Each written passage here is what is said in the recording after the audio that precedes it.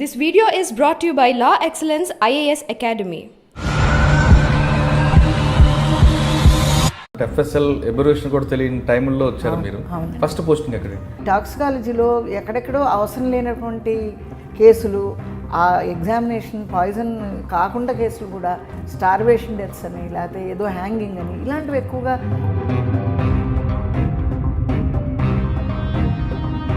ఏ ఎవరినైతే post mortem ఉందో అది కంపల్సరీగా పంపడమే ఎఫ్ఎస్ఎల్కి.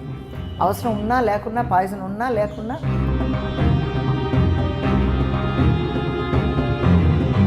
మీరు ప్రాసెస్ చేయడానికి అందులో స్టమక్ వాష్ చేసుకోవచ్చు. వచ్చిన తర్వాత పాయిజన్ కంటెంట్ ఎంత ఉంది లేదా కాజ్ ఆఫ్ డెత్ అని చెప్పడానికి ఒక కంటెంట్ నుంచి ఎంత టైం పడుతుంది? అంటే మాకు వచ్చేవన్నీ కూడా ఎలా ఉండేవంటే అండి, కేసులు చాలా కాలం అయిపోయి, ఒక పుట్రిఫికేషన్ ఆల్రెడీ స్టార్ట్ అయిపోయి,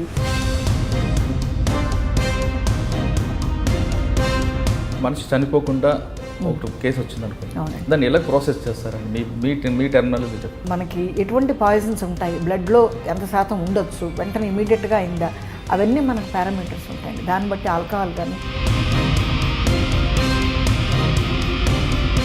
ఆ లేడీ హస్బెండ్ ఏంటంటే చాలా టీబీ అది దాంతో చాలా బాధపడుతున్నాడు. లాస్ట్ స్టేజెస్ మీది, కానీ ఇంకా చావు రావట్లేదు. కొంచెం ఆవిడ ఏం చేసింటే ఇలా చెస్ట్ మీద గట్టిగా నొక్కిందనమాట. బాడీ ఆల్రెడీ వీక్గా ఉన్నాడు, ఆ నొక్కడంతో చనిపోయాడు అతను.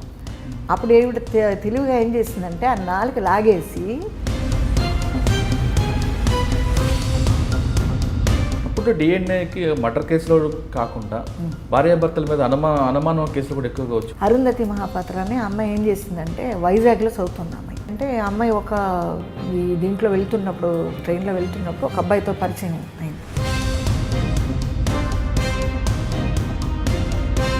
పొద్దునయ్యేసరికి ఆ అబ్బాయి అత్తపత్త లేదు, ఈ అమ్మాయి చనిపోయి ఉందన్నమాట. అంటే పాలెం విషయంలో బాగా గుర్తుంది మేడం, 45 మంది చనిపోయినప్పుడు ఒకేసారి బర్న్ అయిపోయారు. సఫికేషన్లో చనిపోయింది తక్కువ మంది అయితే బర్న్ ఎక్కువ బాడీస్ ఉన్నాయి. ఒకేసారి డిఎన్ఏ ప్రొఫైల్ అంతా ఎస్టాబ్లిష్ చేయడం, మనకున్న ఎక్విప్మెంట్ తక్కువ ఉంది కాదు అని అప్పుడు ఒక సీనియర్ ఐపీఎస్ వాదించారండి. కానీ మీరు దాన్ని కాదు అని నేను చేస్తానంటే మీరు అంటే ఏ గ్రౌండ్స్తో మీరు ఆ కేసు టేకప్ చేస్తారు? మొత్తం శిథిలం అయిపోయింది బండి కూడా, అవన్నీ బాడీస్ చారైపోయినాయి. బండి కింద అట్లా సీట్లో ఇరుక్కుని పోయి ఇప్పుడు మేము we are extricating all the bodies with great difficulty. కానీ అక్కడ పరిస్థితి ఏంటంటే ఈ బాడీస్ బియాండ్ రికగ్నిషన్, అంత బొగ్గు కంటే అధ్వానంగా మాడిపోయి. ఇప్పుడు cause of death, cause of accident అవి కాదు మనకు priority. What is the top priority for us? No we need to identify all the people. ఏ పార్ట్ తీయడానికి మేము కంపిటెంట్ కాదు. ఆ బాడీస్ ముట్టుకుంటే, అందుకని మీరు చూడండి పోస్చర్స్ చూస్తే ఆ ఇనీషియల్ స్టేజ్ కూర్చున్న వాళ్ళు కూర్చున్నట్టుగా స్కెలిటనైజ్ అయిపోయారు అంతే. ఇంజనీరింగ్ స్టూడెంట్స్ అక్కడ పడి చనిపోతారు బిహార్ నదిలో. ఆ బాడీస్కి హైదరాబాద్ పెంచాం, ఎందుకంటే అక్కడ ఆల్రెడీ కాశ్మీర్లో ఉంటుంది, ఢిల్లీలో చాలా ఉన్నాయి. అవునండి. అయితే అక్కడ ఏమైందంటే ఈ గజ ఈతగాళ్ళని వాళ్ళందరినీ పెట్టారు, కానీ అప్పటికే లేట్ అయిపోయింది. ఆ వాటర్ ఎలాగంటే సునామీ టైప్లో వచ్చేసింది. ఆ బాడీస్ చాలా రోజులు కానీ ఫిష్ అవుట్ అవ్వలేదు, ఓ రోజుకోటి వస్తుంది. అప్పటికే కొంచెం జలచరాలు తినేయటము, ఆ బాడీ రికగ్నైజ్ అయ్యే పరిస్థితుల్లో లేదు. ముట్టుకుంటే అవి ఎక్కడికక్కడ అలా నానిపోయి ఊడిపోతుంది. అందుకు వాళ్ళు ఏం చేశారంటే గుర్తుపట్టలేని పరిస్థితిలో ఇంటాక్ట్ బాడీ ఒక్కటి లేదండి, అంతా అలా ఉంది. బ్యాలిస్టిక్ ఎఫెక్ట్స్ కానీ పాలిగ్రాఫ్ టెస్ట్లు. అవునండి. మీకు ఆ టైప్ కేసు ఇవ్వచ్చు. శైలజ అని ఒక ఆవిడ ఉండేదండి, పంజగుట్టలో అయింది కేసు. ఆవిడ ఏం చేసిందంటే వాళ్ళ హస్బెండ్ని ఫారెన్ పంపాలని ఆవిడ చాలా అభిలాష. అప్పుడు ఈవిడ ఏం చేసిందంటే బయటపడితే బాగుండదనేసి she cut him into pieces. కానీ అక్కడ ఏంటంటే ఇన్వెస్టిగేషన్కి అర్థం కాంది.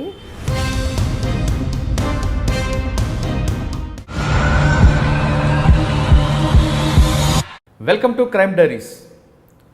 సుదీర్ఘకాలం ఫోరెన్సిక్స్ ల్యాబ్లో పనిచేసిన ఒక గొప్ప వ్యక్తి ఈ వారం మన గెస్ట్. మహబూబ్నగర్ జిల్లా పాలెంలో ఒక బస్సు దగ్ధమైంది. అందులో 45 మంది సాఫ్ట్వేర్ ఎంప్లాయీస్ చనిపోయారు. ఆ కేసులో అప్పుడులో ఎఫ్ఎస్ఎల్ చేయగలదా అనే ఒక డౌట్ని రైజ్ చేశారు అప్పట్లో ఉన్న సీనియర్ ఐపీఎస్ ఆఫీసర్స్. లేదు మేము చేసి చూపిస్తాం, అందులో డిఎన్ఏ టెస్ట్ మేము ఛాలెంజ్ చేస్తామంటూ ఆ కేసుని చాలా తక్కువ టైంలో చేసి నిరూపించారు ఆమె. అప్పట్లో ఆమె ఎఫ్ఎస్ఎల్ డైరెక్టర్. ఆమె టైంలో కేవలం పాలెం బస్సు ఘటనే కాకుండా హిమాచల్ ప్రదేశ్లో బియాస్ నదిలో విజ్ఞాన్ ఇంజనీరింగ్ కాలేజ్ స్టూడెంట్స్ పడిపోయిన బస్సు కేసును కూడా ఆమె డిటెక్ట్ చేశారు. అప్పుడు 25 మంది విద్యార్థులు చనిపోతే ఆ డెడ్ బాడీస్లో కూడా డిఎన్ఏ టెస్ట్ చేసి బాడీస్ని ఇమీడియట్గా వాళ్ళకి హ్యాండ్ ఓవర్ చేయడం కూడా చేశారు. ఈ రెండింటితో పాటు చౌటప్పల్ దగ్గర ఒక బ్లాస్ట్ కేసుతో పాటు చాలా రకాల కేసులు ఉన్నాయి. ఎఫ్ఎస్ఎల్లో పనిచేయడమే కాకుండా ఎన్పిఏ అటువంటి వాటిలో కూడా పనిచేస్తూ టీచింగ్ చేస్తూ రాబోయే కాలంలో కాబోయే పోలీస్ ఆఫీసర్తో పాటు ఐపీఎస్లందరికీ ట్రైనింగ్ ఇచ్చిన ఆమె ఈ వారం మన గెస్ట్. పేరు శారదాంబ గారు. శారదాంబ గారు అనగానే తెలుగు రాష్ట్రాలతో పాటు దేశంలో ఉన్న పోలీస్ ఆఫీసర్స్ అందరికీ కూడా బాగా గుర్తు. ఎందుకంటే ఎన్పిఏలో చాలామంది ఐపీఎస్లకి, అదేవిధంగా అప్పట్లో ఉన్న నేషనల్ పోలీస్ అకాడమీతో పాటు ఆంధ్రప్రదేశ్ పోలీస్ అకాడమీలో ఉన్న కానిస్టేబుల్ దగ్గర నుండి డిఎస్పీ వరకు ఆమె దగ్గర ట్రైనింగ్ తీసుకున్న ఆఫీసర్సే. అంత బ్యాచ్మేట్స్ అంత స్టూడెంట్స్ అందరికీ ట్రైనింగ్ ఇచ్చిన ఆమె ఈ వారం మన గెస్ట్. ఆమెను అడిగి ఎలాంటి కేసులు చేశారు, అప్పట్లో ఆ పాలెం ఘట్టంలో ఎందుకు ఛాలెంజ్గా తీసుకున్న విషయాల్ని మేడం నడి తెలుసుకుందాం. మేడం నమస్తే అండి. నమస్కారం అండి. మేడం మీ పేరు ఒక్కసారి పాలెం బస్సు ఘటన దగ్గర మాత్రం ఒక్కసారి శారదాంబ గారి పేరు బయటకు వచ్చింది. మీరు అప్పటికే ఛార్జ్ తీసుకున్నా. అవునండి. అప్పట్లో నాకు సీనియర్ ఐపీఎస్ 48 మంది చనిపోయారు, ఒకేసారి డిఎన్ఏ టెస్ట్ చేయగలవా లేదా వేరే వాళ్ళకి ఇద్దామా అన్న డిస్కషన్ కూడా జరిగింది నేను అప్పుడు రిపోర్టింగ్ చేసిన టైంలో. కానీ మీ ఎఫ్ఎస్ఎల్ నుంచి ఒక మెసేజ్ వచ్చింది, లేదు will take care, don't worry అంటూ మీ సారథ్యంలో ఆ ఎఫ్ఎస్ఎల్లో మీరందరూ ఎంటర్ఫేర్ అవ్వడం, సీన్ ఆఫ్ ఎఫెన్స్ చూడడం, ఆ బాడీస్ అన్నీ కూడా డిఎన్ఏ ఇమీడియట్గా చేసేవడం అనేది ఒక ఛాలెంజ్ అండి. జనరల్గా డిఎన్ఏ అనేది మినిమం ఎంత మనకు మీరు కష్టపడిన 48 అవర్స్ అయితే మినిమం పడుతుంది ఆ డిఎన్ఏ ప్రాసెస్ అవ్వడం, దాన్ని చేసుకోవడం. అటువంటిది 45 మంది బాడీలని మీరు ఐడెంటిఫై చేస్తూ వాళ్ళకి ఇమీడియట్గా ఇవ్వడం అనేది అప్పుడు ఎఫ్ఎస్ఎల్ మీద చాలా బర్డెన్ ఉండేది. ఎందుకంటే అప్పుడు బర్డెన్ మన పాలెం ఘటన కాకుండా డిఫరెంట్ కేసులు కూడా వచ్చేవి. అలాంటి కేసులు మీరు ఛాలెంజ్గా తీసుకుని చేయడం కాకుండా బియాస్ కేసు, ఎక్కడో హిమాచల్ ప్రదేశ్ జరిగిన కేసుని మీరు టేకప్ చేయడం, ఇవి ఎందుకు చేయాల్సి వచ్చింది అన్నీ ఒక్కొక్క దానికి మనం ఆన్సర్కి వెళ్ళే ముందు ఒకసారి మీరు ఎఫ్ఎస్ఎల్గా ఎందుకు రావాల్సి వచ్చింది, మీ ఫ్యామిలీ బ్యాక్గ్రౌండ్. అంటే మాకు ఫోరెన్సిక్ అనే పదానికి అర్థం కూడా తెలియని రోజులండి అప్పట్లో. అప్పుడు ఫోర్స్నిక్ అనేవాళ్ళు జనాలు, ఆ స్పెల్లింగ్ కూడా సరిగ్గా తెలియదు అన్నమాట. అటువంటి పరిస్థితిలో మాకు ఈ అడ్వర్టైజ్మెంట్ వేశారండి, పేపర్లో అడ్వర్టైజ్మెంట్ వస్తే సరే కాకతాళీయంగా అప్లై చేసాము అది. సో అక్కడ సెలక్షన్ జరగడం అయింది అప్పుడు. అయితే మనం ఏమన్నామంటే కొద్దిగా బోల్డ్గా ఉండడం అలవాటు మొదటి నుంచి, కొంచెం టాంబాయిష్ టైప్ నేను. అయితే అలవాటు మా నేటివ్ అంటే నేను తాడిపత్రి, అనంతపూర్ దగ్గర తాడిపత్రి అనే ఊర్లో పుట్టానండి. రాయలసీమ అనేది. అయితే అక్కడ ఉన్నది తక్కువ కాలమే అనుకోండి. తర్వాత మా నాన్నగారి అగ్రికల్చర్ మార్కెటింగ్ అగ్మార్క్ అని అందులో చేశారండి ఆయన. జాబ్లోనే చనిపోయారు ఆయన. అయితే ఆయనకి ఫ్రీక్వెంట్ ట్రాన్స్ఫర్స్ అది ఉండేది. సో దానివల్ల ఏం చేశారంటే మా మేనమామ గారు ఉన్నారు, శివరామ శాస్త్రి గారు అని, అక్కడ హెడ్ మాస్టర్ అది చేస్తారు, ప్రొద్దుటూరు అనే ఊరు కడప దగ్గర. ఆయన దగ్గర కొంతకాలం పెట్టారు చదువుకని, అంటే డిస్టర్బ్ అవ్వకూడదు చదువుకని. అక్కడ ఎక్కువ కాలం లేననుకోండి, 6వ తరగతి ఏమో చదివాను అక్కడ. దాని తర్వాత హైదరాబాద్ షిఫ్ట్ అవ్వడం జరిగింది. మొత్తం స్కూలింగ్ అంతా ఇక్కడే, జాబ్లో చేరే వరకు ఇక్కడే జరిగిందండి. ఎంఎస్సి చదివాక నేను ఏం చేశానంటే కొంతకాలం ఉస్మానియా హాస్పిటల్లో కొద్దిగా ఏదైనా రీసెర్చ్ అది ఉంటుంది, ఎందుకంటే బయోకెమిస్ట్రీ బ్యాక్గ్రౌండ్ కాబట్టి నాది, అక్కడ ఏమన్నా అవకాశాలు ఉండొచ్చు, రీసెర్చ్ చేస్తే బాగుంటుంది కదా అని చెప్పి అక్కడ మొదలుపెట్టిన కొంతకాలానికి ఈ అడ్వర్టైజ్మెంట్ వచ్చిన తర్వాత ఒక 13 మంది. అప్పుడు ఫోర్స్నిక్ అలా అనుకున్నాం, ఫోరెన్సిక్ కాదు ఫోర్స్నిక్ అలా అనుకున్నాం. అప్పుడు 13 మందిని సెలెక్ట్ చేశారండి. దాంట్లో టాప్ 2లో నేను ఉన్నాను. సో దాని మూలాన డైరెక్టర్గా అయ్యే అవకాశం కూడా కొంచెం దొరికింది. అంటే ఫుల్ ఫ్లెడ్జ్గా అవ్వలేదు అనుకోండి, అప్పుడు ఈ బైఫ్రికేషన్ ఇష్యూస్ అవి ఉండి ఇన్ఛార్జ్గానే ఉన్నాను. బట్ నేను ఎప్పుడు కూడా ఇన్ఛార్జి, నేను దూరంగా ఉండాలి, నేను రెస్పాన్సిబిలిటీ టేకప్ చేసుకోకూడదు, ఏమవుతుందో ఏం ముట్టుకుంటే ఏంటో అన్న పరిస్థితి నాకు ఎప్పుడూ లేదు. సో ఇదొక ఆపర్చునిటీ, మనం we should prove our ability అన్న పద్ధతిలోనే నేను పనిచేయడం జరిగింది. మేడం మీ ఫస్ట్ డిపార్ట్మెంట్కి వచ్చిన తర్వాత అంటే FSL ఎబరేషన్ కూడా తెలియని టైంలో వచ్చారు మీరు. ఫస్ట్ పోస్టింగ్ ఎక్కడండి? ఫస్ట్ పోస్టింగ్ ఇక్కడ అయిందండి, హైదరాబాద్లోనే అయింది. అయితే మా డైరెక్టర్ గారు అప్పుడు ధర్మారెడ్డి గారు అని చెప్పేసి ఆయన ఉన్నారు. మాకు ఇప్పుడు తలుచుకుంటే కొంచెం హాస్యాస్పదంగా ఉంటుంది. ఇంటర్వ్యూ ఇంకా జనాలు ఉన్నారు, నేను 2 3 ఉన్నాను అప్పటికి. అయితే వెళ్ళిపోతూ అడిగాను, చైల్డిష్ అప్పుడు తెలియదు అంతకంటే, కాలేజీ అయిపోయిన తర్వాత వెంటనే ఉద్యోగం కదా. అయితే రిజల్ట్స్ ఎప్పుడు ఇస్తారు సార్, మాకు ఎప్పుడు అనౌన్స్ చేస్తారు. ఆయన నవ్వాడు పాపం, ఇలా ఇంత అమాయకంగా ఉంది ఏమిటి అమ్మాయి అని. అయితే ఆయన అన్నాడు, అమ్మ అవన్నీ కాదు, నీకు పోస్టింగ్ అక్కడ కడప దగ్గర ఉంటుంది, పక్క రాయలసీమ, అది బాంబులు గింబులు మరి ఇవన్నీ ఉంటాయి, ఇవన్నీ హ్యాండిల్ చేయాలి అంటే నేను అప్పటికీ ఊరుకోలేదు. నేనేమన్నానంటే, నేను అక్కడే పుట్టి పెరిగానంటే నాకేం ఇబ్బంది లేదు, బాంబులంతా మాకేదో టపాకాయలాగా మాకు పెద్ద ప్రాబ్లం అంటే, ఆ అమాయకత్వానికి ఆయన చాలా ఆశ్చర్యపడి ఇంప్రెస్ అయ్యాడు అనమాట. ఇంకేవో 2 3 ప్రశ్నలు అడిగాడు, నాకు తోచినంతవరకు చెప్పాను. But I was not at all confident that I will get selected. అయితే లక్కీగా కొన్ని రోజులు అయిన తర్వాత పోస్టింగ్స్ అది వచ్చింది, ఆ రకంగా జాయిన్ అవ్వడం జరిగిందండి. ఫస్ట్ పోస్టింగ్ కడప కాదండి, ఇక్కడే హైదరాబాద్. అంటే ఆయన ఊరికే అలా నా నేచర్, అది ఒక ప్రశ్న అనమాట ఇంటర్వ్యూలో, whether she is willing to go there అన్నట్టు అన్నది కూడా ఒక ఇంటర్వ్యూలో భాగం కింద అడుగున్నారు ఆయన. అంటే ఆ రకంగా మనం చెప్పడం జరిగింది. ఇక్కడ FSL వచ్చిన తర్వాత ట్రైనింగ్ స్టార్ట్ అయిందండి, లేదా డైరెక్ట్గా మీరు డ్యూటీలో అనుకో? అంటే FSLలో మాకు అక్కడే ఇన్ హౌస్ ట్రైనింగ్ లాగా అయిందండి. ప్రత్యేకంగా మనకంటూ వేరే బయటికి వెళ్ళి ట్రైనింగ్ ఏమి ఇవ్వలేదు. అక్కడ పని చేస్తూనే నేర్చుకోవాలంతే, ఇంకా వేరేగా ట్రైనింగ్ అంటే అక్కడ. అంటే ఫస్ట్ ఏ డిపార్ట్మెంట్ తీసుకున్నారండి? అందులో చాలా ఉన్నాయి. అంటే టాక్సికాలజీ, నాది బయాలజీ బ్యాక్గ్రౌండ్ కాబట్టి టాక్సికాలజీ కానీ బయాలజీ కానీ అనుకున్నాను నేను. అయితే కొంతకాలం టాక్సికాలజీలో పనిచేసిన తర్వాత సుమారుగా 5 సంవత్సరాలే పనిచేశానండి. తర్వాత నాకు అసిస్టెంట్ డైరెక్టర్ పోస్ట్ వేకెంట్ ఉండడం మూలాని అక్కడ నాకు ఇవ్వడం జరిగింది. కానీ అక్కడ గమ్మత్ ఏమైందంటే, హైదరాబాద్లో వేకెన్సీ లేదు.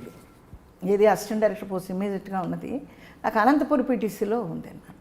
అయితే అందరికీ చాలా భయాలు అనమాట, అప్పటికి ఇంకా పెళ్ళి అవ్వలేదు నాకు.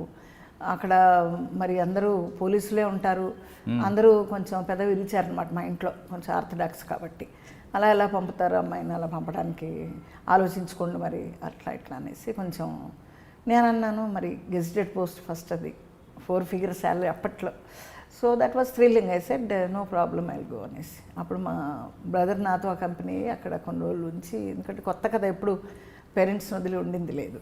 సో అట్లా అనంతపూర్లో నా ఫస్ట్ ప్రమోషన్ అయింది PTC. అంటే ఇక్కడ మీరు FSLలో 5 years చేశారంటే 5 years అక్కడ ఏ కేసులు చేసుకొచ్చారు? ఆ కేసులో కొన్ని రోజులు టాక్సికాలజీలో ఉంచారండి. దాని తర్వాత అంటే అప్పుడు కొంచెం డెసిషన్ మేకింగ్ పోస్ట్లో లేను నేను, కాబట్టి ఊరికి అసిస్ట్ చేస్తూ ఉండేదన్నమాట. అనాలిసిస్లో కానీ ఈ బయాలజీలో వచ్చినప్పుడు అటువంటి కేసులు కానీ అసిస్ట్ చేయడం వరకు. మీకు బాగా ఐడెంటిఫై అయిన కేసే వచ్చిందండి ఎక్కడండి? మీరు చెప్పిన ఇందులో 5 years చేస్తారని చెప్తున్నారు కదా. అవునండి, 5 years అన్ని రొటీన్ కేసులు అండి, చెప్పుకోదగ్గట్టుగా కేసు వచ్చింది.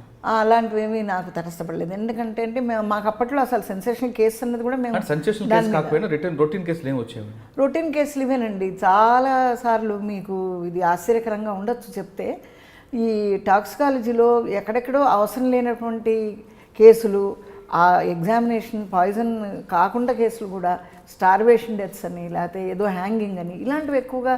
అందులో పాయిజన్ రాదు, ఏమీ లేదు, as a routine matter of fact పంపేవాళ్ళు మాకు. అలాంటి కేసులు వల్లే మాకు ఎక్కువ పెండెన్సీ కూడా పెరిగేది.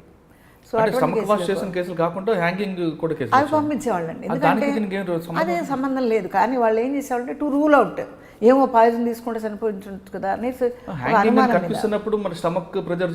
అదేనండి మన ప్రారంభం ఏంటంటే, కేసులు పెరగడానికి ఇవే ముఖ్య కారణం. అక్కడ ఉన్న డిపార్ట్మెంట్ వాళ్ళకి అవగాహన లేకపోవడం అలా అని కాదండి, ఎందుకంటే రూల్ అవుట్. ఇప్పుడు ఎందుకంటే డిఫెన్స్ వాళ్ళకి ఏ రకమైన ఛాన్సెస్ ఇవ్వకూడదు, మీరు ఇది రూల్ అవుట్ చేశారా లేదా అంటారు రేపు పొద్దున.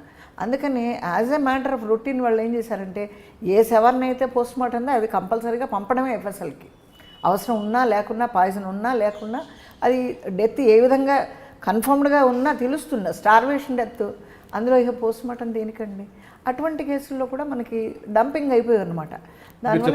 ఆ కేసులు పెండెన్సీ కూడా అదే దానివల్ల పెరుగుతుంది అన్నారు. అవును. ఇప్పుడు జనరల్గా ప్రతి అప్పుడులో స్టేట్స్లో ఎక్కడ పోయి PM అయిన తర్వాత ఆ కంటెంట్ మీ దగ్గరకు వస్తుందండి. కంటెంట్ ప్రిజర్వ్ చేసి పంపిస్తారు, మీరు చేస్తారు. అవునండి. ఆ కంటెంట్ మీరు ప్రాసెస్ చేయడానికి అందులో స్టమక్ వాష్ చేసుకొచ్చి వచ్చిన తర్వాత పాయిజన్ కంటెంట్ ఎంత ఉంది లేదా కాజ్ ఆఫ్ డెత్ అని చెప్పడానికి ఒక కంటెంట్ నుంచి ఎంత టైం పడుతుంది అంటే తీయడానికి? అంటే మాకు వచ్చేవన్నీ కూడా ఎలా ఉండేవంటే అండి, కేసులు చాలా కాలం అయిపోయి ఒక పుట్రిఫికేషన్ ఆల్రెడీ స్టార్ట్ అయిపోయి ఆ రకమైనటువంటి కేసులు. దీంట్లో 2 రకాలు మళ్ళీ. మునుపు మనం ఏం చేసేవాళ్ళం అంటే క్లినికల్ టాక్సికాలజీ అనేసి పాయిజన్ తీసుకుని వెంటనే బతికాడు అనుకోండి మనిషి, నాన్ ఫెటల్ కేసెస్ అంటారు వాటిని. సో అటువంటి దాంట్లో ఏంటంటే ఏ విషయం తీసుకున్నాడో దాని విరుగుడు ఏంటి కనుక్కోవడానికి మన దగ్గర పంపిస్తే మనం అది ప్రయారిటీ బేసిస్ చేయాలి, ఎందుకంటే మనిషి ఇంకా బతుకున్నాడు ఛాన్సెస్ ఉన్నాయి కాబట్టి. అటువంటి కేసులు ప్రయారిటీ బేసిస్లో చేసేసి రొటీన్గా ఇటువంటి కేసులో ఏ పాయిజన్స్ ఉంటాయని స్క్రీన్ ఒకటి మనకు ఉంటుంది. సో దాన్ని బట్టి అది చేసేసి తొందరగా మనం రిపోర్ట్లు ఇవ్వాలండి. ఆ మనిషి అక్కడ కాచు కూర్చుని ఉంటాడు, మన బ్లడ్ శాంపిల్ అది తీసుకొచ్చి మనిషి వెయిట్ చేస్తూ ఉంటాడు. మనం ఏం రిపోర్ట్ ఇస్తే ఏ పాయిజన్ కనుక్కుంటే దానికి యాంటీడోట్ ఇవ్వడానికి డాక్టరు ఎవరైతే ఉంటారో వారు ఇవ్వడానికి. సో అటువంటి కేసులు మనం పెండింగ్ పెట్టడానికి అవకాశం లేదు. ఆ రోజే మనం ఎగ్జామిన్ చేసి ఇచ్చేయాలి. అటువంటివి కాకుండా ఈ మనిషి చనిపోయి ఈ కాజ్ ఆఫ్ డెత్ తెలియనివి ఉంటాయి చూసారా, అవి మాత్రం మనకు కొంచెం టైం పట్టేది ఈ పెండెన్సీ మూలాన్ని. దాంట్లో కూడా మనం ఏం చేస్తామంటే ప్రయారిటీ వాళ్ళు ఒకవేళ ఇన్వెస్టిగేటింగ్ ఆఫీసర్ చెప్పి ఫలానా ఇంపార్టెంట్ ఉన్నది లేకపోతే ఇది తొందరగా చేయాలి అని ఏమన్నా కొంచెం వాళ్ళకి గైడ్ లైన్ ఉంటే కనుక మన అప్రోచ్ అయితే మనం దాన్ని ప్రయారిటీ బేసిస్, దానికి కూడా ఒక రీజన్ ఉండాలండి.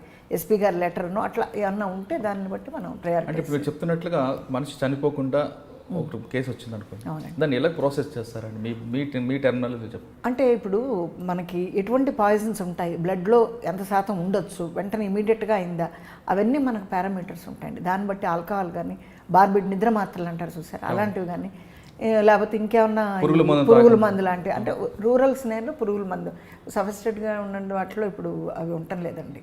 ఇవన్నీ నిద్ర మాత్రలు లాంటివి ఉంటాయి వాళ్ళవి. సో అలాంటి గార్డినాల్ అని అలాంటివి ఉంటాయి. లేకపోతే తరచు ఈ క్లోరల్ హైడ్రేట్ అని ఆల్కహాల్లో కలిపి తాగుతూ ఉంటారు, కళ్ళులో టాడీలు అది కలిపి తాగుతుంది. సో అలాంటివి కూడా ఏమన్నా కొంచెం శృతి మించకుండా ఉంటే ఇంకా బతికే ఛాన్సెస్ ఉంటాయి. ఇప్పుడు ఏదో వామిటింగ్ అవుతుంది లేకపోతే స్టమక్ వాష్ అవుతుంది, ఇమీడియట్గా మనకి అతన్ని రివైవ్ చేసేటువంటి అవకాశం ఉంటుంది. అట్లా కాకుండా కొంచెం ఇబ్బంది అనమాట. అంటే జనరల్గా మీరు అన్నట్లుగా కొంతమంది ఈ లవ్ ఫెయిలియర్స్ వీళ్ళందరూ కూడా వాల్యూమ్ 1, 2, 3, 4 అనే ఒక మత్తు మందులు వాల్యూమ్ అవి వేసుకుంటారండి. అవి ఎన్ని ట్యాబ్లెట్లు మింగి డోజుకి వచ్చిన తర్వాత చనిపోయే అవకాశం ఉంటుంది? అంటే ఇక్కడ చూడండి, వాళ్ళ శరీర దారుఢ్యం బట్టి, వాళ్ళ ఆరోగ్య పరిస్థితులను బట్టి, వాళ్ళ ఏజ్ని బట్టి, మీరు నమ్ముతారో లేదో కొన్ని జెండర్ కూడా ఉంటుందండి. ఇప్పుడు మన ప్రత్యూష కేసు వాటిలో చూసే ఉంటారు. జెండర్ హార్మోన్ దీనివల్ల కూడా మనకి వ్యత్యాసం ఉంటుంది. అంతే మోతాదు అదే ఏజ్ గ్రూపు మేల్ ఫీమేల్ తీసుకుంటే కూడా దాంట్లో వ్యత్యాసం ఉంటుంది. అంటే ఎక్కువ తీసుకున్నా మనిషి సర్వైవ్ అవుతాడు, కొన్ని కేసుల్లో అంత మోతాదు కంటే తక్కువ తీసుకున్నా కూడా ప్రాణం పోయే బాడీ కాంపోజిషనే కాకుండా జెండరు, తర్వాత ఇతరత్ర ఆరోగ్య పరిస్థితి, ఇవన్నీ కూడా కారణాలు ఉంటాయండి. అంటే అప్పుడు ఎక్కువ ట్యాబ్లెట్స్ తీసుకుని వచ్చేవండి లేదంటే వేరే రీజన్స్తో వచ్చేవారు? ఎక్కువగా రూరల్ సినారియో అంటే మనకి ఇవి వచ్చేవండి. ఏది మన ఆర్గానోఫాస్ఫరస్, 4-8 గుళికలను. 4-8 గుళికలు అంటే నాకు ఒక ఇంట్రెస్టింగ్ కేసు జ్ఞాపకం వచ్చింది. అది పేర్లు నాకు గుర్తు రాలేదు, కానీ అందులో ఏం చేశాడంటే ఒక లేడీ, ఒక పారమర్ ఉన్నాడండి పక్కన. ఆ లేడీ హస్బెండ్ ఏంటంటే చాలా టీబీ అది దాంతో చాలా బాధపడుతున్నాడు అతను. లాస్ట్ స్టేజెస్ మేబీ, కానీ ఇంకా చావు రావట్లేదు, కొంచెం ఆల్మోస్ట్ వర్జ్ ఆఫ్ డెత్ అనమాట. సో అతను ఏం చేసిందంటే ఎట్లాగైనా ఇతన్ని మట్టు పెట్టాలనేటువంటి ఒక దురుద్దేశంతో ఆ పారమర్ సాయం తీసుకుని ఏం చేసిందంటే ఒక ప్లాన్ చేశారు. ఏమనంటే రాత్రి అతను పడుకున్నప్పుడు కొంచెం బాగా దగ్గి అది వచ్చి బాగా బాడీ డీజనరేట్ అయిపోతుంది. అయితే ఆవిడ ఏం చేసిందంటే ఇలా చెస్ట్ మీద గట్టిగా నొక్కిందనమాట. బాడీ ఆల్రెడీ వీక్గా ఉన్నాడు, ఆ నొక్కడంతో చనిపోయాడు అతను. అప్పుడు ఏమిటి తెలివిగా ఏం చేసిందంటే ఆ నాలుక లాగేసి దాని మీద 4-8 గుళికలు వేసేసి నాలుగు లోపల దోసేస్తుంది. మీకు అర్థమైంది కదా. సో అట్లా చేయడం వల్ల ఏమైందంటే అది ఎవరికి తెలియదు. అప్పుడు ఇన్వెస్టిగేషన్లో తర్వాత ఇవన్నీ తేలాయి అనుకోండి. అప్పుడు ఏమైందంటే ఆ బాడీ పోస్ట్ మార్టం పంపించారు, అది ఏమీ తెలియనట్టుగా అమాయకంగా పెట్టింది ఆవిడ. తర్వాత ఏమైందంటే ఈ ఇన్వెస్టిగేషన్లో మనకి పోస్ట్ మార్టం అయిన తర్వాత విజరా పంపారు మాకు. అయితే ఆశ్చర్యంగా మరి విజరాలో ఏం రావట్లా, కేస్ హిస్టరీ ఏమో ఇలా ఉంది. మరి జనాలు ఏమనుకోవాలంటే ఇతనే రోగానికి తట్టుకోలేక ఏదో పోయాడు అన్నట్టుగా ఒక సృష్టించారనమాట స్టోరీ. అయితే అప్పుడు ఏమైందంటే మేమేం చేసాము, ఎందుకు రావట్లేదు, ఒకవేళ పైగా ఆ నాలుగు మీద స్వాబ్ తీసామన్నమాట కాటన్ తోటి. తీస్తే దాంట్లో 4/8 వచ్చింది. విజరాలో 4/8 రావట్లా. అప్పుడు మేము ఒక క్లూ లాగా ఇచ్చామన్నమాట. ఇదేంటంటే ఇలా అయి ఉండొచ్చండి, మరి మీరు స్వాబ్ అది తీశారు కాబట్టి ఇందులో వచ్చింది, బాడీ దాకా వెళ్ళలేదు ఎందుకంటే లోపల డైజెస్ట్ అవ్వలేదు, అతను చనిపోయాడు కాబట్టి అని. అట్లా కొంచెం ఇంట్రెస్టింగ్గా ఉన్న కేసు అదొకటి వచ్చింది. అంటే అసలు వాళ్ళకి ఎందుకు డౌట్ వచ్చిందండి? టీబీ పేషెంట్ కదా, చనిపోతాడు, న్యాచురల్ డెత్ అనుకోకుండా ఆమె మీద ఎందుకు సస్పెక్ట్ చేశారు? ఆమె మీద అంటే ఇతరత్ర వేరే ఇన్వెస్టిగేషన్లో తేలింది ఇట్లా ఇల్లీగల్ కాంటాక్ట్స్ ఉన్నాయి అని చెప్పేసి.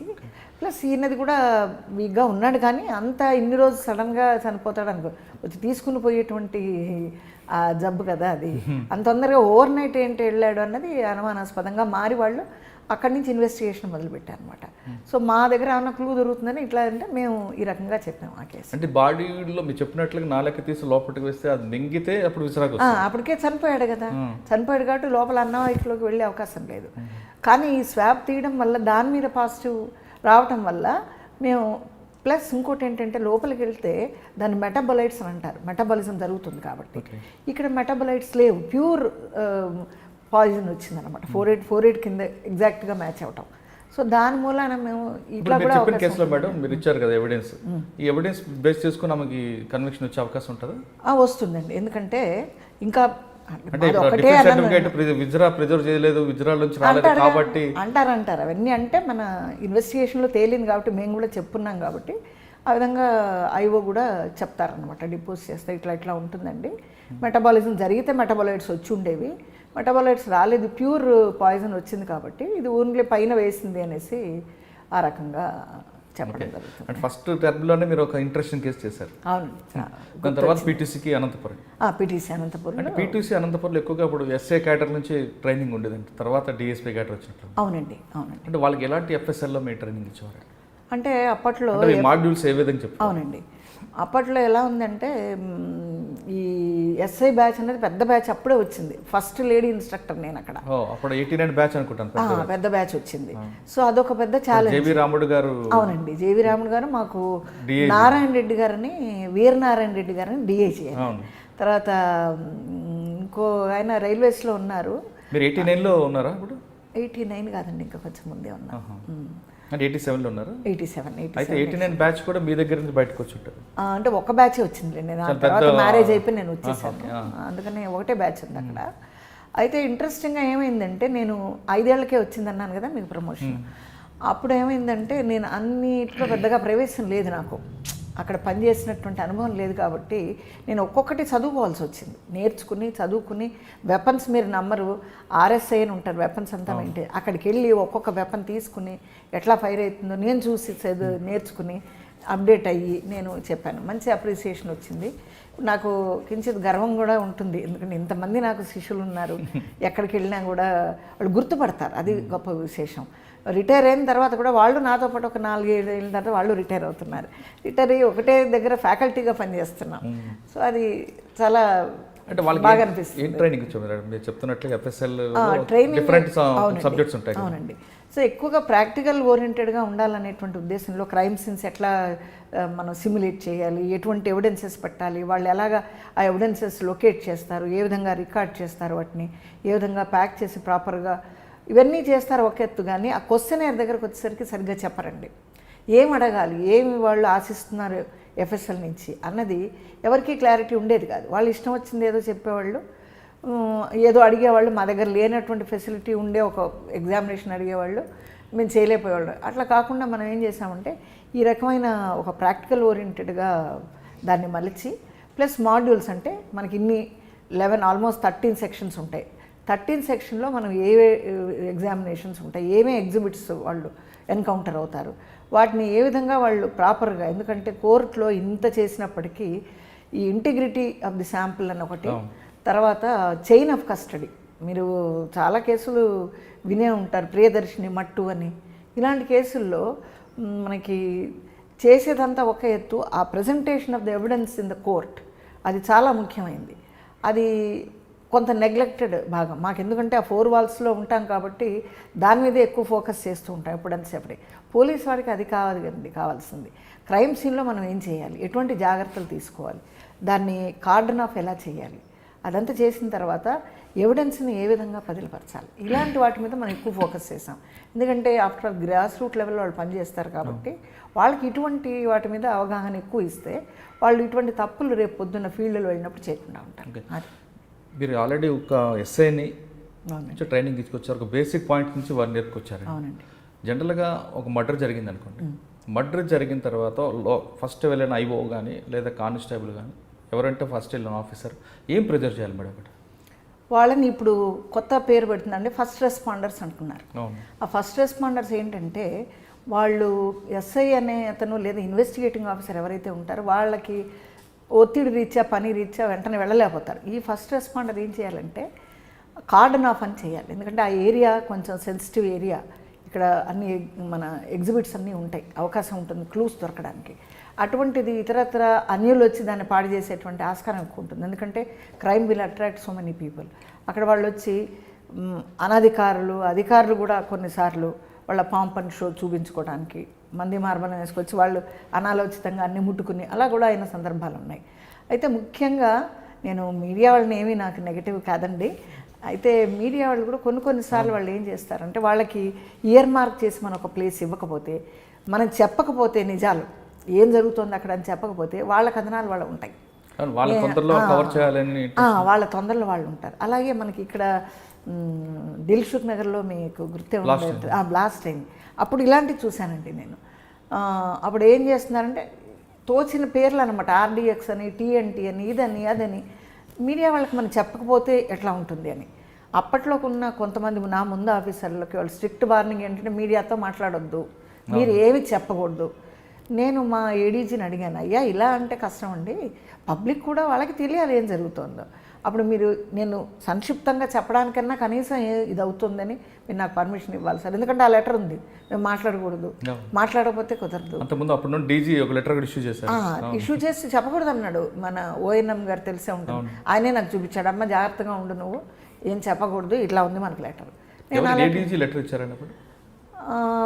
అంతకుముందు ఈయన ఏం చేశాడంటే ఆ ల్యాబ్లో మొత్తం జరిగేది ఏదో చెప్పాడు తెలియకనో, దానివల్ల వాళ్ళు ఏం చేశారంటే ఇంత డీటెయిల్గా చెప్పకూడదండి మనం, ఎందుకంటే మనకంటే సివిలియన్స్ కంటే ముందు వాళ్ళు ఉంటారు, వాళ్ళు అబ్జర్వ్ చేస్తూ ఉంటారు, అంత డీటెయిల్ చెప్పకూడదు అనేది కొంత వివాదం అయిందిలేండి అందులో. అందుకని ఆయన కొంచెం రెస్ట్రిక్టివ్గా నువ్వు చెప్పినప్పుడు పర్మిషన్ తీసుకోవాలి గట్రా ఏదో చెప్పారు. ఇతగాడు భయపడి కొంచెం అప్పటి నుంచి కొంచెం మీడియాకు దూరంగా ఉన్నాడు, పాపం పని చేశాడు కానీ. అయితే నేను ఏం చేశానంటే ఏడీజీ గారు సత్యనారాయణ అని ఒక ఏడీజీ గారు ఉన్నారు టీఎస్కి, మాకు టెక్నికల్ సర్వీసెస్, ఆయన దగ్గరికి వెళ్ళి అయ్యా ఇలా ఉంది మరి ఏం చేద్దామంటారు, బ్రీఫ్గా చెప్పాలి సార్, లేకుంటే వాళ్ళకి ఇష్టం వచ్చింది వాళ్ళు చెప్పగలరు, వాళ్ళు టెక్నికల్ పీపుల్ కాదు కాబట్టి. లేదులేండి కొంచెం ఎంత చెప్పాలో అంత చెప్పండి పర్వాలేదు, I will withdraw that letter, you can go head అని. అందుకే పాలెం కేసులో అంత మనం డీటెయిల్గా చెప్పడం. అంటే మనం ఒకసారి పీటీసీ వెళ్తే అక్కడ మన బేసిక్ పాయింట్స్ ఏం చెప్తారు అంటే మీరు చెప్తున్నాడు పొద్దు కార్డన్ చేయాలి, నెక్స్ట్ అండి కార్డనింగ్ చేశాక మనకు అప్పట్లో కిడ్ బాక్స్ అని ఇచ్చేవాళ్ళం అండి, వాళ్ళకి చాలా బాగా యూజ్ చేసేవాళ్ళు. తర్వాత ఏమైందంటే అదో వ్యానిటీ బ్యాగ్ కింద అయిపోయింది, దాంట్లో కెమెరా కొంచెం బాగా పనికొస్తుంది కాబట్టి అదొకటి వాడేవాళ్ళు. తర్వాత దాన్ని మిస్యూజ్ చేయడం మొదలెట్టారు. దాంతో ఈ పీటీసీల్లో అక్కడ ఏం చేశారంటే దీన్ని ఇవ్వకూడదు, కాస్ట్లీ కదండి, అప్పట్లో 5-6 వేలు, ఇప్పుడు ఇంకా పెరిగి ఉంటుంది అని చెప్పేసి తర్వాత ఇవ్వడం మానేశారు. లేకపోతే అది అద్భుతమైన కిట్ అండి, దాని కనుక సద్వినియోగం చేసుకోగలిగితే, కరెక్ట్గా యూజ్ చేసుకోగలిగితే మనకి చాలా హ్యాండీగా ఉంటుంది. ఇప్పుడు వచ్చే కిట్స్లో ఇంకా అదనంగా మనకి టెస్ట్ కూడా చేయడానికి అవకాశం ఉంది అక్కడ. ఊరికే కార్డన్ ఆఫ్ చేసి కలెక్ట్ చేసి మెజర్ చేసేవే కాకుండా ఈ టెస్ట్ కూడా, ప్రిలిమినరీ టెస్ట్ కూడా కండక్ట్ చేసి క్లూస్ వాళ్ళు ఇప్పుడు అంత అద్భుతంగా అవన్నీ ఇచ్చారు వాళ్ళకి వేరే విధాలు. ఇప్పుడు ఓకే, పీటీసీ తర్వాత ఎక్కడికి వచ్చారు? పీటీసీ తర్వాత నేను ఎక్కువ రోజులు ఉండలేదండి పీటీసీలో కూడా. ఒక్క బ్యాచ్ అయిపోయాక నన్ను మ్యారేజ్ అది అయింది కాబట్టి మా హస్బెండ్ ఇక్కడ రిజర్వ్ బ్యాంక్లో చేస్తారు అప్పట్లో, అందుకని నన్ను ఇక్కడికి ట్రాన్స్ఫర్ చేశారు. దాని తర్వాత కొంతకాలం పనిచేస్తాను నేను అసిస్టెంట్ డైరెక్టర్గా అక్కడ కూడా. దాని తర్వాత వెంటనే నాకు జాయింట్ డైరెక్టర్ ప్రమోషన్ కూడా వచ్చిందండి. అప్పుడు ఏం చేశారంటే జాయింట్ డైరెక్టర్ ప్రమోషన్ రాకముందే కొన్ని రోజులు ఇక్కడ ఉన్నాక గాంధీ గారు వచ్చారు. ఆయన అన్నారు, లేదండి మీరు అక్కడ విశాఖపట్నం వెళ్ళిపోవాలి అక్కడ, ఎందుకంటే we intend to conduct 1 course, ఏది ఆంధ్ర యూనివర్సిటీతో కలిసి. ఆయన ఎలాగంటే కొంచెం ట్యాక్ట్ఫుల్గా మాట్లాడతారు, ఆయన డైరెక్టర్ కదా, అందరితో పని తీయించుకోవాలి అలా. అందుకని ఏమన్నారు, అది ఎవరికి నొప్పించకుండా నొప్పించకుండా ఆయన ఏమంటారంటే, I cannot think of anybody, you are little bold and all and you can go there establish, ఈ రకంగా చెప్పారు ఆయన నాకు. మనకి మోటివేషన్ ఉంటే ఎక్కువ పని చేసి విజృంభించి పని చేసే టైప్ మనం. సో అక్కడికి వెళ్ళి PG diploma in criminal justice administration, ఆ కోర్సు మన ఆంధ్ర యూనివర్సిటీ తోటి అనుసంధానంలో చేసే ఉండేది. చాలా మంచి కోర్స్ అది. అంటే ఇన్ సర్వీస్ వాళ్ళు వచ్చేవాళ్ళు కొంత కోట, ఫ్రెషర్స్ కొంత కోట, అట్లా చేశానండి. అక్కడ కూడా ఒక సుమారు 2 years చేశాను. అంటే ఆ కోర్స్ ఏంటి madam? Criminal PG diploma in criminal justice administration అని చెప్పి. ఆ కోర్స్ గురించి కొంచెం బ్రీఫ్గా చెప్పండి. అందులో ఏం లేదండి, ఇన్ సర్వీస్ వాళ్ళు మన ప్రాసిక్యూటర్స్ అని, తర్వాత జైల్ డిపార్ట్మెంట్ నుంచి అట్లా కొంత కోట వాళ్ళకు ఉన్నది. అలాగే ఈ ఫ్రెషర్స్ కూడా కొంత కోట పెట్టారు. అది డిప్లొమా కోర్స్ అనమాట. ఆంధ్ర యూనివర్సిటీ మనకి డిప్లొమా ఇస్తుంది ఆ కోర్సులో. గాంధీ గారు దానికి కోర్సులో ఏం చెప్తారండి? ఆ కోర్సులో ఏంటంటే మనకి మొత్తం, ఎందుకంటే క్రిమినల్ జస్టిస్లో ఏ ఏ వింగ్స్ ఉంటాయి, వాటి పని ఏంటి, ఇంటర్ డిసిప్లినరీ కోఆర్డినేషన్ ఏ రకంగా ఉండాలి, for an effective functioning of the criminal justice system, what is the role of each wing, అది దాని గురించి ఎక్కువ ఫోకస్ ఉండేదండి. ఇంకో అద్భుతమైనది ఆస్పెక్ట్ అందులో ఏంటంటే ఫీల్డ్ విజిట్స్ అండి. ఫీల్డ్ విజిట్స్ నేనే ఉండేదానికి అసోసియేట్ కోఆర్డినేటర్ ఉండేదాన్ని నేను. సో ఇక్కడ మన ఓపెన్ జైల్స్ తీసుకెళ్ళడం వాళ్ళని, అలాగే అకాడమీస్తో కొంత అటాచ్ చేసి వాళ్ళకి పెట్టడం, మన ఓపెన్ జైల్ అక్కడికి తీసుకెళ్ళేవాళ్ళం అండి. అక్కడ చక్కగా వాళ్ళు ఇంటరాక్ట్ అయ్యేవాళ్ళు. అలాగే అబ్జర్వేషన్ హోమ్స్ అనే వైజాగ్లో ఉండేది. Observation home, juvenile home, juvenile justice act కింద కోర్టులో కూర్చుండబెట్టి వాళ్ళని ఏ రకంగా మనం డిఫరెంట్గా ఉంటుంది. ఒక జేజే యాక్ట్ అనేది మామూలు అడల్ట్ క్రిమినల్తో కాకుండా వీళ్ళకి ఏ రకంగా డిఫరెంట్గా ఉంటుంది అని ఆ ఎక్స్పోజర్ అంతా నేను వాళ్ళతో కూడా ఉండి ఆల్మోస్ట్ ఒక 2 batches చేశానండి. చాలా మంచి కోర్స్ అది. ఇప్పుడు వైజాగ్లో రీజనల్ ఎఫ్ఎస్ఎల్ కూడా అవునండి, దాన్ని కూడా మేమే ఎస్టాబ్లిష్ చేశాము. మీరు నమ్మరు కానీ మేము ఆక్యుపై చేసిన టైంకి అదో బూత్ బంగ్లా లాగా ఉందండి. అది దాని పేరే ఓల్డ్ డిఐజీ బంగ్లా. ఓల్డ్ డిఐజీ అంటే డిఐజీ గారు అక్కడి నుంచి షిఫ్ట్ అయిపోయి కొత్త బంగ్లాకి వెళ్ళిపోయారు. బీచ్ రోడ్లో ఉంది అది పెద్దవాళ్ళు తీరేదంటారు కదండి, అక్కడ దీంట్లోనే మనం ఏమంటారు, యూనివర్సిటీ లోపలే. యూనివర్సిటీ లోపల ఆయన కూడా ఆఫీస్ ఉండేది అది, కానీ ఆయన వేరే బంగ్లాకి మారిపోయి అది still that remind as old DIG బంగ్లా అనేసి. కానీ పెద్దది, అకామిడేషన్ పెద్దది. గాంధీ గారు ఏమన్నారంటే, వీళ్ళు ఎలాగూ కోర్స్ చేస్తున్నాం వీళ్ళతోటి, అక్కడే మనకి రీజనల్ ఉంటే బాగుంటుంది, ఆ కోర్స్కి వాళ్ళకి చూపించినట్టుగా కూడా ఉంటుందనే ఉద్దేశంతో అక్కడ పెట్టించారండి. అక్కడ మాకు అది ఫ్రీగా ఇచ్చారు వాళ్ళు, అది ఆ అకామిడేషన్ అంతా. చాలా ఓల్డ్ బిల్డింగ్ అని, చాలా గట్టి బిల్డింగ్ అండి. అటువంటి టైల్స్ కానీ ఎక్కడ దొరకవు, మీరు రీప్లేస్ చేద్దామన్నా. ఆల్మోస్ట్ 70 years ఓల్డ్ బిల్డింగ్ అది. సో ఆ బిల్డింగ్లో ఇచ్చారు మాకు రీజనల్. మీరు నమ్మరు, ఆ బిల్డింగ్ స్థితి ఎలా ఉందని చాలా కాలం ఎవరు ఆక్యుపై చేయలేదు. అందులో ఇంత ఎత్తు దుమ్ము అనమాట, బకెట్ దుమ్ము ఇలా చేస్తే. అక్కడ కొంతమంది డిఐజీ గారి తరఫున కొంతమంది మనుషులు కొంచెం పాకలు వేసి వెకేట్ చేయట్లేదు వాళ్ళు. దానికి మాకు ప్రాబ్లం అయింది. వాళ్ళకి ఏదో ప్రామిస్ చేసి ఇస్తాను లేవా ఏదన్నా అంటే స్వీపింగ్ అది చేసేవాళ్ళు కదా. సో అట్లా మనం అంచెలంచెలుగా దాన్ని ఒక స్టేజీ, ఒక మోడల్, ఆర్ఎఫ్ఎస్ఎల్ అంటే ఇలా ఉండాలి అని మా డైరెక్టర్ గారే కితాబ్ ఇచ్చారు. బాగా మెయింటైన్ చేశారు అట్లా ఇట్లా అనేసి. అంటే అప్పట్లో వైజాగ్ రేంజ్లో ఏమైనా మర్డర్ కేసు కానీ లేదా సెన్సేషనల్ కేసు దొరికితే అక్కడ మెటీరియల్ తీసుకొచ్చి అప్పుడు హైదరాబాద్ రావాలి అనేది అప్పట్లో ఉండేదండి ఎఫ్ఎస్ఎల్. దాన్ని కొంత పని భారం తగ్గించాలనే ఆర్ఎఫ్ఎస్ఎల్ పెట్టారు. అప్పుడు మీకు ఏమైనా వర్క్ తగ్గిందంటారా ఇక్కడ? అంటే అప్పుడు మాకు ఏం చేసామంటే అన్ని సెక్షన్స్ పెట్టడం ఇబ్బందికరం అండి. కొత్తలో అప్పుడు రీజనల్స్ కూడా అప్పుడప్పుడే పెడుతున్నారు కాబట్టి ఒక్కొక్క ఏరియాలో అక్కడ క్రైమ్ ప్రొఫైల్ ఏ రకంగా ఉన్నది అని ఆలోచించి ఆ సెక్షన్స్ మట్టుకే మనం పెట్టడం జరిగింది. ఇంకేదైనా సెన్సేషనల్ కేసు అలా అయితే మనం ఏం చేసేవాళ్ళం అంటే మొత్తం ఆ కేసుని అక్కడికి తీసుకుని అక్కడికి వెళ్ళిపోయి మెయిన్ ల్యాబ్కి వచ్చేసారి, అంటే హైదరాబాద్కి వచ్చి అది మొత్తం అనాలిసిస్. మీకు వచ్చే కేసులు ఏ టైప్ ఆఫ్ ఉండేవండి? అంటే మర్డర్ కేసులు ఎక్కువ ఉండేవండి, కానీ కొన్నిసార్లు ఈ వైట్ కాలర్ క్రైమ్స్లో ఈ పాలిగ్రాఫ్ కూడా చేయాల్సి వచ్చేది. అప్పుడు ఇంకా మాకు అప్పుడు ఆ ఫెసిలిటీ లేదు కాబట్టి ఇక్కడ తీసుకొచ్చి అలా కొన్ని కేసుల్లో చేయవలసి వచ్చింది. రొటీన్ కేసులు మామూలుగా బ్లడ్ డిటెక్షన్, బయాలజీ ఒకటి ఉండేది, టాక్సికాలజీ ఒకటి ఉండేది. డిఎన్ఏ అయితే హైదరాబాద్ రావాల్సి. డిఎన్ఏ అప్పట్లో లేదండి. మేము మళ్ళీ ఇక్కడ జాయింట్ డైరెక్టర్ అయ్యాక, ప్రమోషన్ వచ్చాక మేము డిఎన్ఏ ల్యాబ్ ఓపెన్ చేస్తాం. ఆ మధ్యలో అప్పుడు ఏమైందంటే ఈ టీక్యూమ్ అన్నది బాగా పాపులర్ అయింది, టోటల్ క్వాలిటీ మేనేజ్మెంట్ అని. అది కూడా మన గాంధీ గారే ఆ కాన్సెప్ట్ తీసుకొచ్చారు. అన్ని ల్యాబ్స్ని పిలిచి ఏ రకంగా, ఎందుకంటే క్వాలిటీ అనేది మిస్సింగ్ అప్పట్లో. ఇంత హ్యూజ్ క్వాంటిటీ ఆఫ్ కేసులు రావటం వలన క్వాలిటీకి అంత పెద్ద పీట వేయలేదు నిజం చెప్పాలంటే. అందుకని ఆయన ఏం చేశారంటే అలా కాదండి, what ever we do we need to give a quality work అన్నట్టు. దాంట్లో ఈ TQM కాన్సెప్ట్ తీసుకొచ్చి ISO సర్టిఫికేషన్ బాగా చేసి మేము అప్పటికే నేను కొన్ని డిప్లొమాలు చేస్తున్నాను ISO సర్టిఫికేట్ మాన్యువల్ స్టార్టింగ్లో దాంట్లో కొంచెం కీలక పాత్ర వహించానండి. వైజాగ్ తర్వాత ఎక్కడికి వచ్చారు? వైజాగ్ తర్వాత జాయింట్ డైరెక్టర్గా ఉన్నానండి. అప్పట్లోనే DNA, అప్పుడు DNA మనకు ల్యాబ్ చిన్నగా ఎస్టాబ్లిష్ చేశాం కానీ మనకు 3 phases జరుగుతుందండి DNA అనాలిసిస్ అనేది. ముందు దాన్ని ఐసోలేట్ చేసి ఇచ్చిన ఎగ్జిబిట్ నుంచి దాని క్వాలిటీ టెస్ట్ చేసి క్వాంటిఫికేషన్ తర్వాత ప్రొఫైలింగ్ అనేది జరుగుతుంది. అట్లా 3 phases. మనకి అప్పుడు ఫెసిలిటీ ఓన్లీ ఫర్ 2 phases అయ్యేది. ఫైనల్ దానికి మనం CDFD CCMB ఆధారపడేవాళ్ళం. సో అట్లా ఫస్ట్ ఇనీషియల్ స్టేజ్లో మనం డెవలప్ చేసేప్పుడు నేను జాయింట్ డైరెక్టర్గా ఉన్నప్పుడే జరిగింది, అది ఎస్టాబ్లిష్ చేశాను. వైజాగ్ తర్వాత ట్రాన్స్ఫర్ మీద హైదరాబాద్ వచ్చారు? హైదరాబాద్ వచ్చానండి, జాయింట్ డైరెక్టర్ అయ్యి అక్కడ అప్పుడే DNA ఎస్టాబ్లిష్ చేశాను. DNA మేడం మీరు చెప్తున్నారు 3 phases ఉంటాయి, మనం 3 phases కూడా మనమే చేద్దాం అనేది హైదరాబాద్ FSL ఒక ఎస్టాబ్లిష్మెంట్ ఇది. అప్పుడు DNAకి మర్డర్ కేసులో కాకుండా భార్యాభర్తల మీద అనుమానం కేసులు కూడా ఎక్కువగా వచ్చుంటాయి. అవునండి, మీరు ఇదంటే నాకు ఇంకొక కేసు జ్ఞాపకం వచ్చింది. First case probably for DNA, Arundhati Mohapatra పేరు వినే ఉంటారు మీరు. మహాపాత్ర ఒక మినిస్టర్ ఉండేవాడు. అరుంధతి మహాపాత్ర అని అమ్మాయి ఏం చేసిందంటే వైజాగ్లో చదువుతుంది అమ్మాయి, బెర్హంపూర్లో ఎక్కడో ఉంటుంది అమ్మాయి. సో వాళ్ళ అమ్మాయి ఏం చేసిందంటే అప్పుడు డైరెక్ట్గా లేదు, ఇక్కడ వైజాగ్లో బస్సు చేసి మళ్ళీ నెక్స్ట్ లింక్ ట్రైన్ పట్టుకుని వెళ్ళాలన్నమాట. సో అప్పుడు ఏమైందంటే అమ్మాయి దీంట్లో వెళ్తున్నప్పుడు, ట్రైన్లో వెళ్తున్నప్పుడు ఒక అబ్బాయితో పరిచయం అయింది.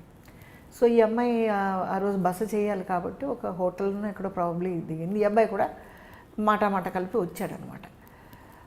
అయిన తర్వాత నైట్ అంతా బాగానే మాట్లాడినట్టున్నారు. పొద్దునయ్యేసరికి ఆ అబ్బాయి అత్తపత్త లేదు, ఈ అమ్మాయి చనిపోయి ఉందన్నమాట హోటల్. అది కేసు. అయితే అందులో మా వాళ్ళు మళ్ళీ అంత క్లూస్ అది అంత క్రైమ్ సీన్ మేనేజ్మెంట్ అంతా చేసిన తర్వాత అక్కడ మనకు దొరికింది ఏంటంటే ఒక ఫ్రూటీ పెట్టున్నారు, సాఫ్ట్ డ్రింక్ ఫ్రూటీ పెట్టుండేసి కొన్ని సిగరెట్ స్టబ్స్ అవంతా ఉందన్నమాట.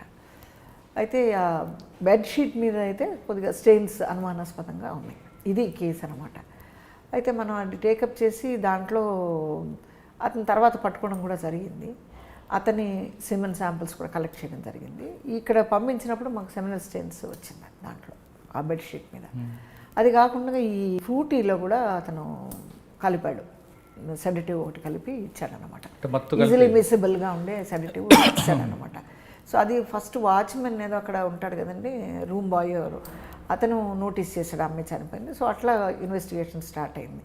సో అది ఇంపార్టెంట్ కేసు ఎందుకు అంటున్నానంటే ఫస్ట్ టైం CCMB మా దగ్గర లేదు అప్పుడు ఫెసిలిటీ, అది దాంట్లో DNAకి పంపిస్తే అద్భుతంగా దాంట్లో ది క్రోమోజోమ్ది కూడా వచ్చింది. దేర్ బై మేల్ సిమన్ కూడా ఉన్నది, మేల్ తాలూకు ఫ్లూయిడ్ కూడా ఉంది అన్నది మనం ఫస్ట్ టైం ఇవ్వడం జరిగింది. Probably first DNA case also reported.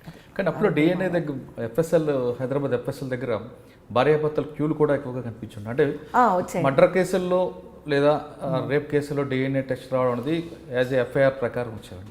కానీ భార్య మీద అనుమానంతోనూ తనకు పుట్టిందా లేదా ఆ పిల్లవాడు అంటూ కొన్ని కేసులు ప్రైవేట్గా కొన్ని వచ్చి కనబడుతుంటాయి. అవునండి, అంటే దాన్ని యాక్సెప్ట్ చేయొచ్చు అండి వితౌట్ FIR?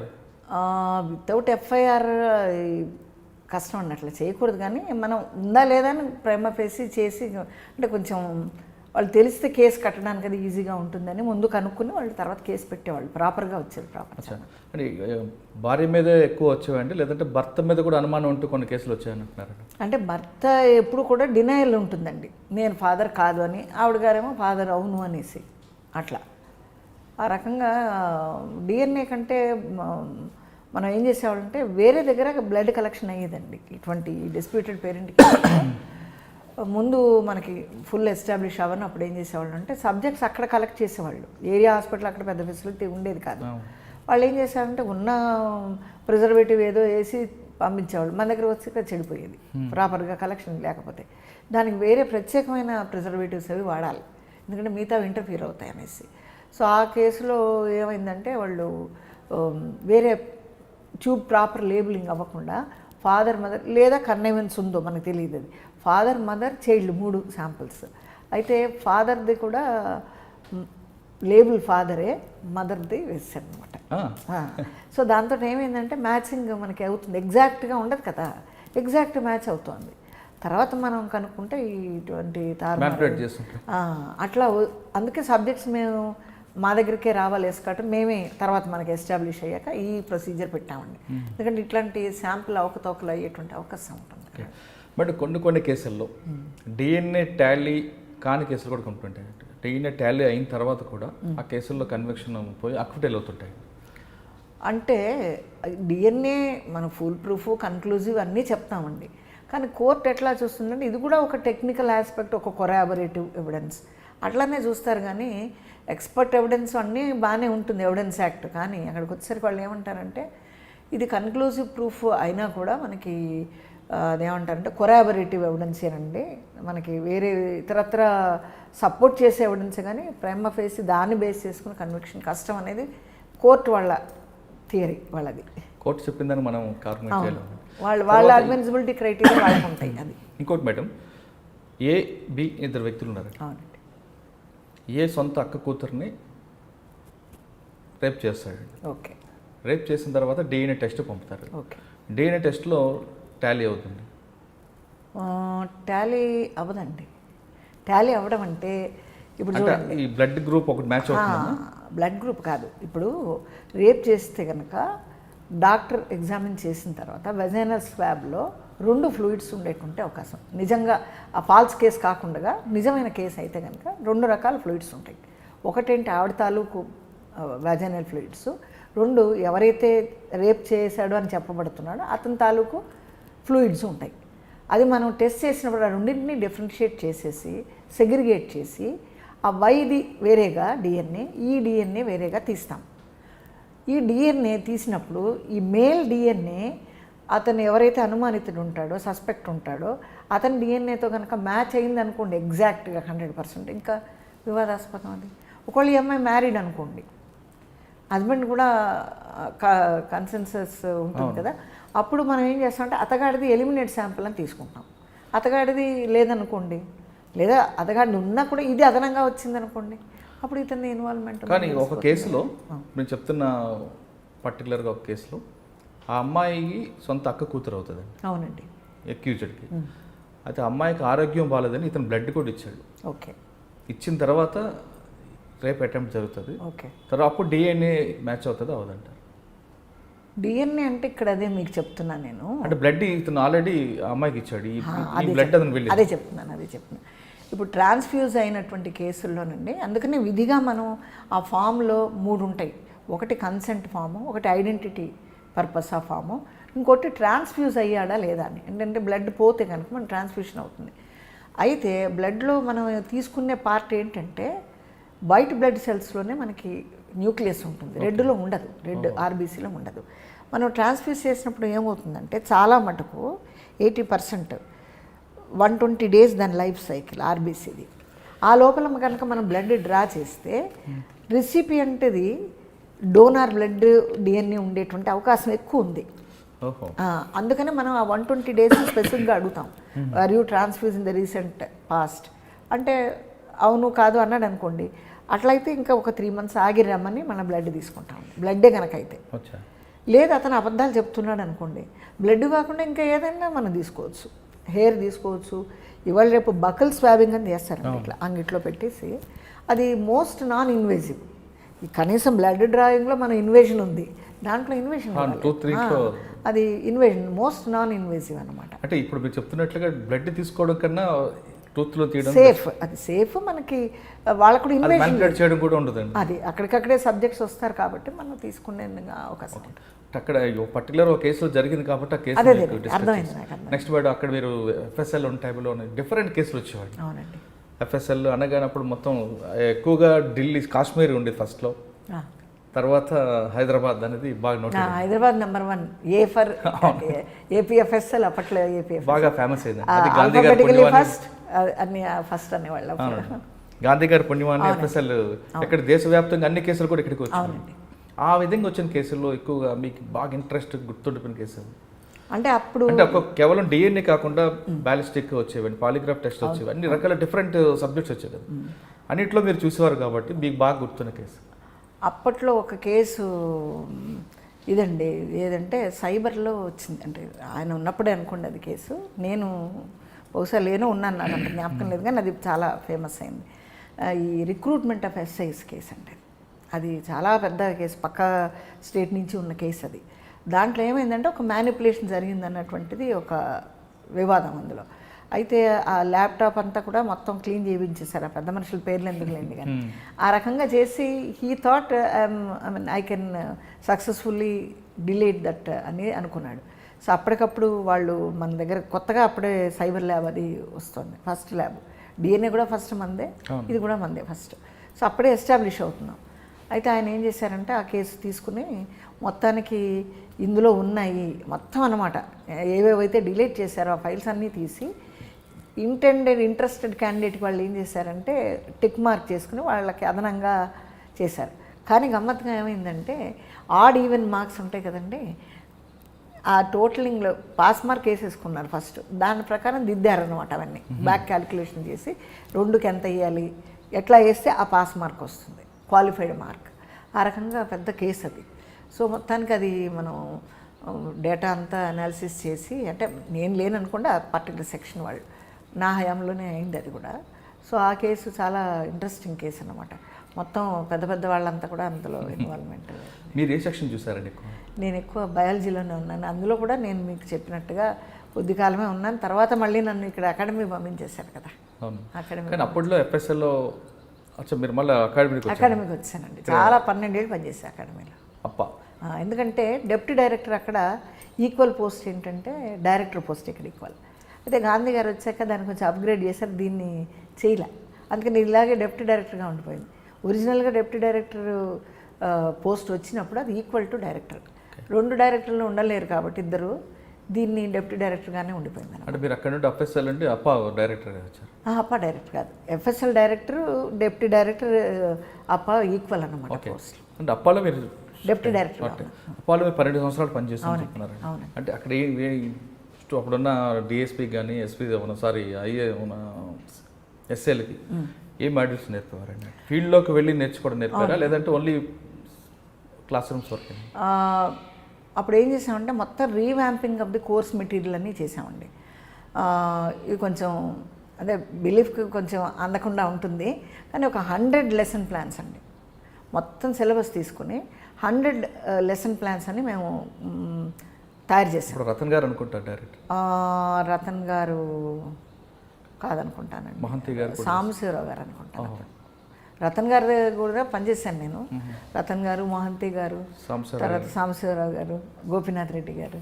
కానీ గోపీనాథ్ రెడ్డి గారు ఈ సైన్స్ పట్ల చాలా ఆసక్తి, ఆయనకి చాలా బూస్టింగ్ చేశారని, చాలా మంచి ప్రోగ్రామ్స్ చేశారు. 100 లెసన్స్ ఏం చేశారు? 100 లెసన్ ప్లాన్స్ ఏం చేసామంటే వీళ్ళకి ఏం కావాలి. ఇప్పుడు మామూలుగా ఇదివరకు ధోరణి ఏముందంటే వాళ్ళకి ఎఫ్ఎస్ చెప్పాలి, ఫోరెన్సిక్ చెప్పాలి అంటే ల్యాబ్లో ఈ ఎక్విప్మెంట్ ఉంది, దీని ప్రిన్సిపల్ ఇది, దీని సిద్ధాంతం ఇది, వాళ్ళకి అవన్నీ ఎందుకని ఒక ఆలోచన వచ్చింది. ఇవన్నీ వాళ్ళకి అక్కర్లేదు. వాళ్ళు ఏం తెలుసుకోవాలి, ఒక క్రైమ్ అయితే దాన్ని ఏ విధంగా మనం ప్రొటెక్ట్ చేయాలి, ఎటువంటి పొటెన్షియల్ ఎవిడెన్స్ ఉంటుంది, దాన్ని అక్కడికక్కడే, ఎందుకంటే మనం ల్యాబ్కి వెళ్ళే లోపల పాడయ్యే అవకాశం ఉండేటువంటి ఎవిడెన్సెస్ ఎటువంటి మనం జాగ్రత్తలు తీసుకోవాలి, ఇవి మెయిన్ ఫోకస్ వాళ్ళకి. సో అది దృష్టిలో పెట్టుకుని మేము ఏం చేసామంటే ఆ రకంగా కోర్స్ మెటీరియల్ అంతా కూడా రీడిజైన్ చేయడం జరిగింది. ప్లస్ వాళ్ళకి ఈజీగా రేపు ఎగ్జామ్ రాస్తే ఎట్లా ఉండాలని ఒక క్వశ్చన్ అండ్ ఆన్సర్ రూపంలో మనం కోర్స్ మెటీరియల్ కూడా వాళ్ళకి ఈజీ అండర్స్టాండింగ్ కోసం తెలుగులో ఫర్ ద ఫస్ట్ టైం తెలుగులో కూడా మనం రాయడం జరిగిందండి. అవన్నీ ఆ కోర్స్ మెటీరియల్ అంతా నేనే చేశాను. ఈ 100 లెసన్ ప్లాన్స్ కూడా చేయించాను నేను. ఇది కాకుండా మళ్ళీ ఈ కిట్స్ కూడా కొంచెం రీడిజైన్ చేసి ఇంకా సింప్లిఫైడ్ వర్షన్ ఏం చేయొచ్చు, లో కాస్ట్ ఎఫెక్టివ్ ఏవి చేయొచ్చు, తర్వాత దాంట్లో మనం కలెక్షన్ మెథడ్స్కి ఏమి ఇంక్లూడ్ చేయొచ్చు, దాన్ని మ్యాపింగే కాకుండా ఈ ప్రిలిమినరీ ఎగ్జామినేషన్ ఏ రకంగా ఇప్పుడు క్లూజ్ వాళ్ళు చేస్తున్నారు దానికి ఇనీషియల్ అవన్నీ మేము చేసామండి. మాడ్యూల్స్ కూడా వాళ్ళకి క్రైమ్ సీన్లో లేదా కోర్టుకు వెళ్ళినప్పుడు ఎటువంటి డిపోజ్ చేయాలి, ఒక ఎవిడెన్స్ని ఇవంతా చేయడం ఒక క్రైమ్ సీన్ మేనేజ్మెంట్ ఒక ఎత్తు, రేపొద్దున కోర్టులో దాన్ని ఎట్లా ప్రజెంట్ చేయాలి ఎవిడెన్స్ పరంగా, ఫోరెన్సిక్ కానీ ఇంకా ఇతరత్ర ఏ ఎవిడెన్స్ కానీ ఏ రకంగా ప్రజెంట్ చేయాలి, అది కూడా చేసామండి. వీళ్ళకే కాకుండా పీపీలు కూడా వాళ్ళకి వేరే అకాడమీ ఉండేది కాదు, వాళ్ళు కూడా మా దగ్గర ట్రైన్ అయ్యేవాళ్ళు. జడ్జెస్, పీపీస్, తర్వాత ఐపీఎస్ వాళ్ళు ఇక్కడ క్యాడర్ అలాట్ అయిన వాళ్ళు. ఎందుకంటే స్పెషల్ లోకల్లో అక్కడ చెప్పాం, ఎంపీఏలో ఇక్కడ చెప్తాం అనమాట. అంటే ఏ స్టేట్కి వెళ్తే ఆ స్పెషల్ లోకల్లా వర్తిస్తుంది కాబట్టి అవి మటుకు మన దగ్గర చెప్పేవాళ్ళండి. ఏపీ వాళ్ళకి ఏపీలో, వాళ్ళకి ఆ అకాడమీస్లో చెప్పేవాళ్ళండి. ఆ రకంగా మనం మొత్తం రీవ్యాంపింగ్ చేయడం జరిగింది. అంటే 12 సంవత్సరాలు మీకు బాగా బూస్ట్ ఇచ్చిన డైరెక్టర్ గోపినాథ్ రెడ్డి గారు, ఇంకెవరున్నారు? అందరూ ఇచ్చారు కానీ ఈయన కొంచెం ఎక్కువ అని చెప్పుకోవచ్చు. ఎందుకంటే మాకు ఎఫ్ఎస్ వాళ్ళు కొంచెం ఏంటంటే పోలీస్ దృష్ట్యా వాళ్ళకి కొంచెం సెకండ్, నేను అనకూడదు కానీ కొంచెం అటువంటి ట్రీట్మెంట్ ఉంటుంది. ఎందుకంటే వాళ్ళ ప్రయారిటీస్ వేరే ఉంటాయి. వాళ్ళకి ఎంతసేపు లా, ఐపీసీ, సిఆర్పిసి, ఎవిడెన్స్ యాక్ట్ ఇవి ఎక్కువ. ఎందుకంటే రేపు పొద్దున వెళ్ళంగానే కేసులు పెట్టాలి వాళ్ళు, అవి ఎక్కువ ఫోకస్ ఉండేది వాళ్ళకి. తర్వాత ఈ డైరెక్టర్లు కొంచెం సైంటిఫిక్ అప్రోచ్ ఉన్న డైరెక్టర్స్ వచ్చినప్పుడు ఏమైందంటే వాళ్ళు దీనికి ఎక్కువ ప్రాముఖ్యత ఇచ్చేవాళ్ళు. ఇవి ఎలాగైనా బుక్ ఉంటుంది తెలుసుకుంటారు, ఇవి ఎక్స్పీరియన్స్ వల్లే వచ్చేటివి అని చెప్పి ఆయన ఒక 3D సిమ్యులేషన్ అని అప్పట్లో పెట్టామండి. అంటే ఏంటంటే మనం 3D సిమ్యులేషన్లో ఒక ప్రోగ్రామింగ్ అనమాట. అది డిఎఫ్ఎస్ అని మాకు ఒక నోడల్ ఏజెంట్ ఉంది, డైరెక్టరేట్ ఆఫ్ ఫోరెన్సిక్ సైన్స్. వాళ్ళకు కూడా అప్పుడు ఉన్నటువంటి చీఫ్ ఫోరెన్సిక్ సైంటిస్ట్ ఏం చేశారంటే, ఆయన ఆంధ్ర ఆయన కూడా కాకినాడలో ఆయన వాస్తవ్యులు అన్నమాట. ఆయన మా మీద నమ్మకం పెట్టి ఇక్కడ నేనున్నానని తెలుసుకుని ఈ ప్రోగ్రామ్ ఇస్తే మంచి వ్యాలిడేషన్ చేస్తుంది ఈవిడ, మంచి ఇనాగ్రేషన్ అది అవుతుంది, మంచి బాగా వస్తుంది ప్రాజెక్ట్ అని చెప్పేసి ఆయన ఏం చేశారంటే, అప్పాలో నేను ఉన్నప్పుడు నాకు ఇచ్చారు ఆ ప్రాజెక్ట్. అయితే వేరే కొలాబరేషన్ అనుకోండి, వేరే కంపెనీ, సాఫ్ట్వేర్ కంపెనీ వాళ్ళు తయారు చేశారు. అంటే వాళ్ళకి టెక్నికల్గా తెలియదు కదా, అందుకని ఆ వ్యాలిడేషన్ మాకు ఇచ్చారు, ఆ వ్యాలిడేషన్ ప్రోగ్రామ్ మాకు ఇచ్చారు. అప్పుడు గోపినాథ్ రెడ్డి గారు దాన్ని తీసుకున్నారు, టేకప్ చేసి నాకు ఇచ్చారనమాట వాళ్ళు. 12 సంవత్సరాల తర్వాత నెక్స్ట్ పోస్టింగ్ ఎక్కడ? నెక్స్ట్ పోస్టింగ్ ఇంకా 1 సంవత్సరం మిగిలింది అప్పటికి. ఇక్కడ ఎఫ్ఎస్ఎల్లో చేశాను, ఎఫ్ఎస్ఎల్ డైరెక్టర్. ఇక్కడికి వచ్చిన తర్వాత మీ పేరు ఒక్కసారి పాలెం బస్సు ఘటనతో బాగా మారబోదు. అంటే పాలెం విషయంలో బాగా గుర్తుంది మేడం, 45 మంది చనిపోయినప్పుడు ఒకేసారి బర్న్ అయిపోయారు. అవునండి. సఫికేషన్లో చనిపోయింది తక్కువ మంది అయితే బర్న్ ఎక్కువ బాడీస్ ఉన్నాయి. ఒకేసారి డిఎన్ఏ ప్రొఫైల్ అంతా ఎస్టాబ్లిష్ చేయడం, మనకున్న ఎక్విప్మెంట్ తక్కువ ఉంది కాదు అని అప్పుడు ఒక సీనియర్ ఐపీఎస్ వాదించారండి. కానీ మీరు దాన్ని కాదు అని నేను చేస్తానంటే మీరు అంటే ఏ గ్రౌండ్స్తో మీరు ఆ కేసు టేకప్ చేస్తారు? ఇది సీన్ కూడా వెళ్ళినట్లు గుర్తున్నది. వెళ్ళామండి. అది కొంచెం పెద్ద స్టోరీ అనుకోండి. అది టు మేక్ ఇట్ సింపుల్, ఎందుకంటే అది ఆ కేసు ఇచ్చినటువంటి పనిలో తృప్తి అంటారు చూడండి, అది ఏ కేసులో మాకు రాలేదండి, including my staff. And I should appreciate this forum, my staff, very excellent staff అండి. దే హ్యావ్ ఫోర్గాన్ హాలిడేస్, మంచి మంచి ఫెస్టివల్స్ వచ్చాయి అప్పుడు, అవన్నీ మానేసి ఆల్మోస్ట్ అక్కడ పడుకుని ల్యాబ్లోనే, మీకు తెలుసు ల్యాబ్లో ఎట్లా పరిస్థితి ఉంటుంది, అక్కడ నా రూమ్ ఇచ్చాను, నాకు యాంటీ రూమ్ ఉంటుంది కదా, అందులో పడుకోమని చెప్పి వాళ్ళు పగలా రాత్రా ఇది అన్నది కూడా మర్చిపోయి అంత అద్భుతమైన పని చేశారండి. మీరు ఇచ్చే ప్రొఫైల్ బట్టి బాడీ వాళ్ళకి హ్యాండ్ ఓవర్ చేస్తారు, ఎందుకంటే ఆ బాడీకి సంబంధించిన అందరూ కూడా ఎఫ్ఎస్ఎల్ దగ్గర పడిగాపులు కాస్తారు. అవును, కాబట్టి మీ వాళ్ళందరూ బాగానే కష్టపడినట్లుగా తెలుస్తుంది. దానికి ఎలాగైందంటే సీన్ నుంచి చెప్తాను మీకు. అప్పుడు నేను డబుల్ డ్యూటీ చేయాల్సి వచ్చేదండి, ఎక్కడ ఈ అకాడమీలో చేయాలి. ఎందుకు ఐపీఎస్ ఆఫీసర్ ఇక్కడ చేయగలవా లేదా అని డౌట్ ఎందుకు వచ్చిందండి? అప్పుడు పరిస్థితి అట్లా ఉందండి, ఎందుకంటే ఒక డిఎన్ఏ ప్రొఫైల్ చేయాలంటే డిఎన్ఏ కిట్ అనేది మెయిన్గా ఉండాలి మనకి. అప్పుడు కిట్స్ వేరే దగ్గర నుంచి రావాలి, మనకి ఇక్కడ ఇండిజినియస్ లేదు అది. దాంతో మనం ముందే ఇండెంట్ చేసుకోకపోతే ఏమవుతుందంటే అవి లాస్ట్కి వచ్చేసి ఇంకా కేసులన్నీ పెండింగ్ ఉంటాయి, అది లేదని కూర్చునేవాళ్ళం. అటువంటి పరిస్థితి ఉండేది.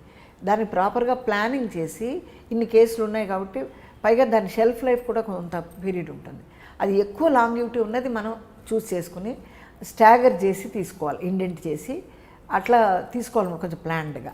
సో అది కొంచెం లోపించింది అప్పట్లో.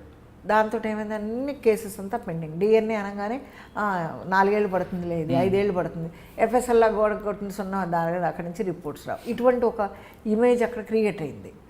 సో దాన్ని ఎలా చేయాలి అన్నది అప్పుడు ఈ కేసు వచ్చిందనమాట. ఈ డబుల్ డ్యూటీ చేసినప్పుడు మన గవర్నర్ గారు వచ్చారు, ఆయన అతిథి దానికి పిఓపి ప్రోగ్రామ్కి, ఎండ్ ప్రోగ్రామ్ ఉంటుంది కదా పాసింగ్ అవుట్.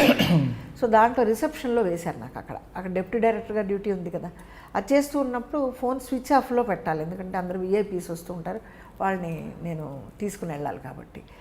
ఆ పీరియడ్లో very critical period I should say.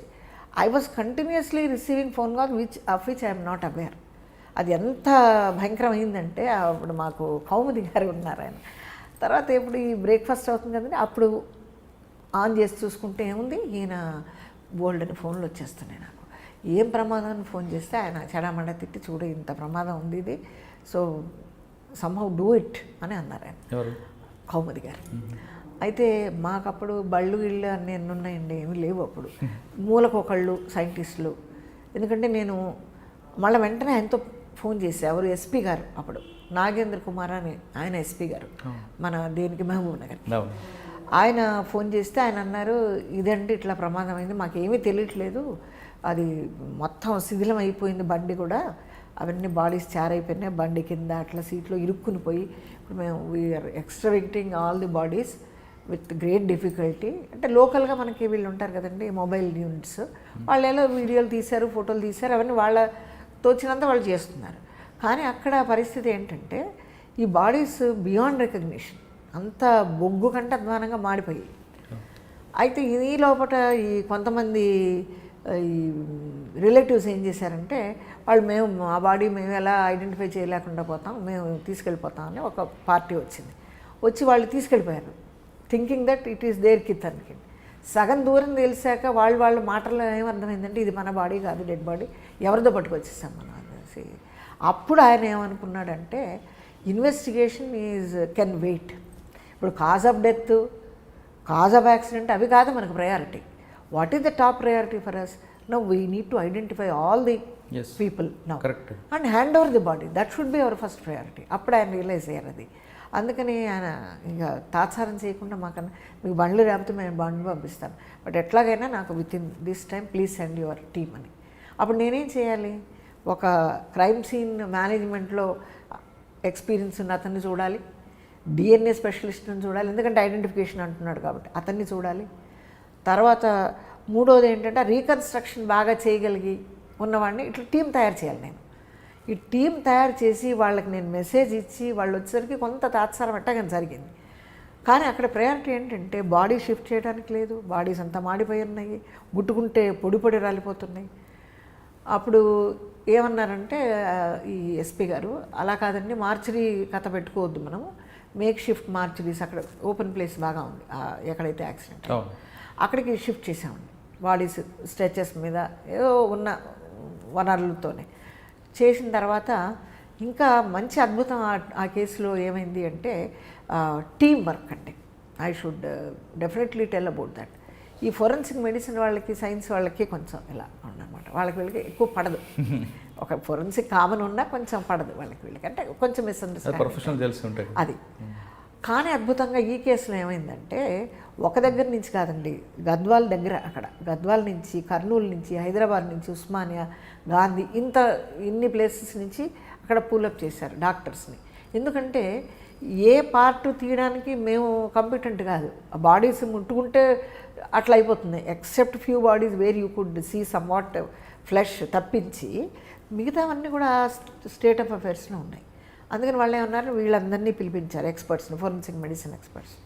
వాళ్ళు కూడా అద్భుతంగా, ఈ టిష్యూ కావాలండి, మా వాళ్ళు ఆల్రెడీ వెళ్ళారు, ఈ టిష్యూ కావాలి సార్, ఎంతో చక్కగా అదే టిష్యూ, ఇంత కావాలి సార్ మోతాదు, మేము చెప్తే వాళ్ళు వినరు, మామూలుగా అది పరిస్థితి. కానీ అద్భుతంగా అంత మంచి కోఆర్డినేషన్ ఉండిందండి. వాళ్ళంతా కూడా ఆ టిష్యూస్ అప్పటికప్పుడు ఒక్కొక్క బాడీ సెగ్రిగేట్ చేసి దాంట్లోంచి టిష్యూ తీసి దాన్ని వేరే కంటైనర్స్లో పెట్టి, అప్పుడు ఎఫ్ఎస్ఎల్కి మొత్తం ఒక 1 day ఫుల్ పట్టిందండి. అన్ని బాడీస్ ఐడెంటిఫై చేసి ఒకటొకటి తోచినంత వరకు. దాంట్లో మిక్సర్స్ కూడా ఉండొచ్చు. ఇంకోటి ఏమైందంటే, అక్కడ కూర్చున్న వాళ్ళు టికెట్లు కూర్చున్నట్టుగా కాకుండా కొంత చేంజ్ చేశారు ప్లేసెస్. అవునండి, అట్లా కూడా చేశారు. ఒకళ్ళ పిల్ల వచ్చి ఇంకోళ్ళ ఒళ్ళో కూర్చుంది, అట్లా కూడా అయింది. మరి దాన్ని ఎలాగ మీరు, మనకు మిస్ మ్యాచ్ అయింది అక్కడ. ఆ రెండు ఒళ్ళో కూర్చుంది కదా అని ఆ డిఎన్ఏ ఈ డిఎన్ఏ చేస్తే మిస్ మ్యాచ్ అయ్యి ఇంకో డిఎన్ఏతో అది కరెక్ట్గా మ్యాచ్ అయింది. అంటే వాళ్ళ పిల్లలు అన్నట్టుగా మనం ఇవ్వగలిగాం. అది కూడా చెప్పాం మనం ఆ కేసులో, అట్లా కూడా చెప్పామండి. సో అట్లా మీరు చెప్పిన ఆ ఘటనలో 38 నెంబర్ ఆయన 16 కూర్చున్నాడు. అవును, అట్లా అయింది, అది చెప్పాం మేము. ఎందుకంటే వాళ్ళ కిన్ను మ్యాచ్ అవ్వట్లా, వాళ్ళు ఎలాగైతే చెప్తున్నారో ఆ కథనం ప్రకారం మ్యాచ్ అవ్వట్లేదు.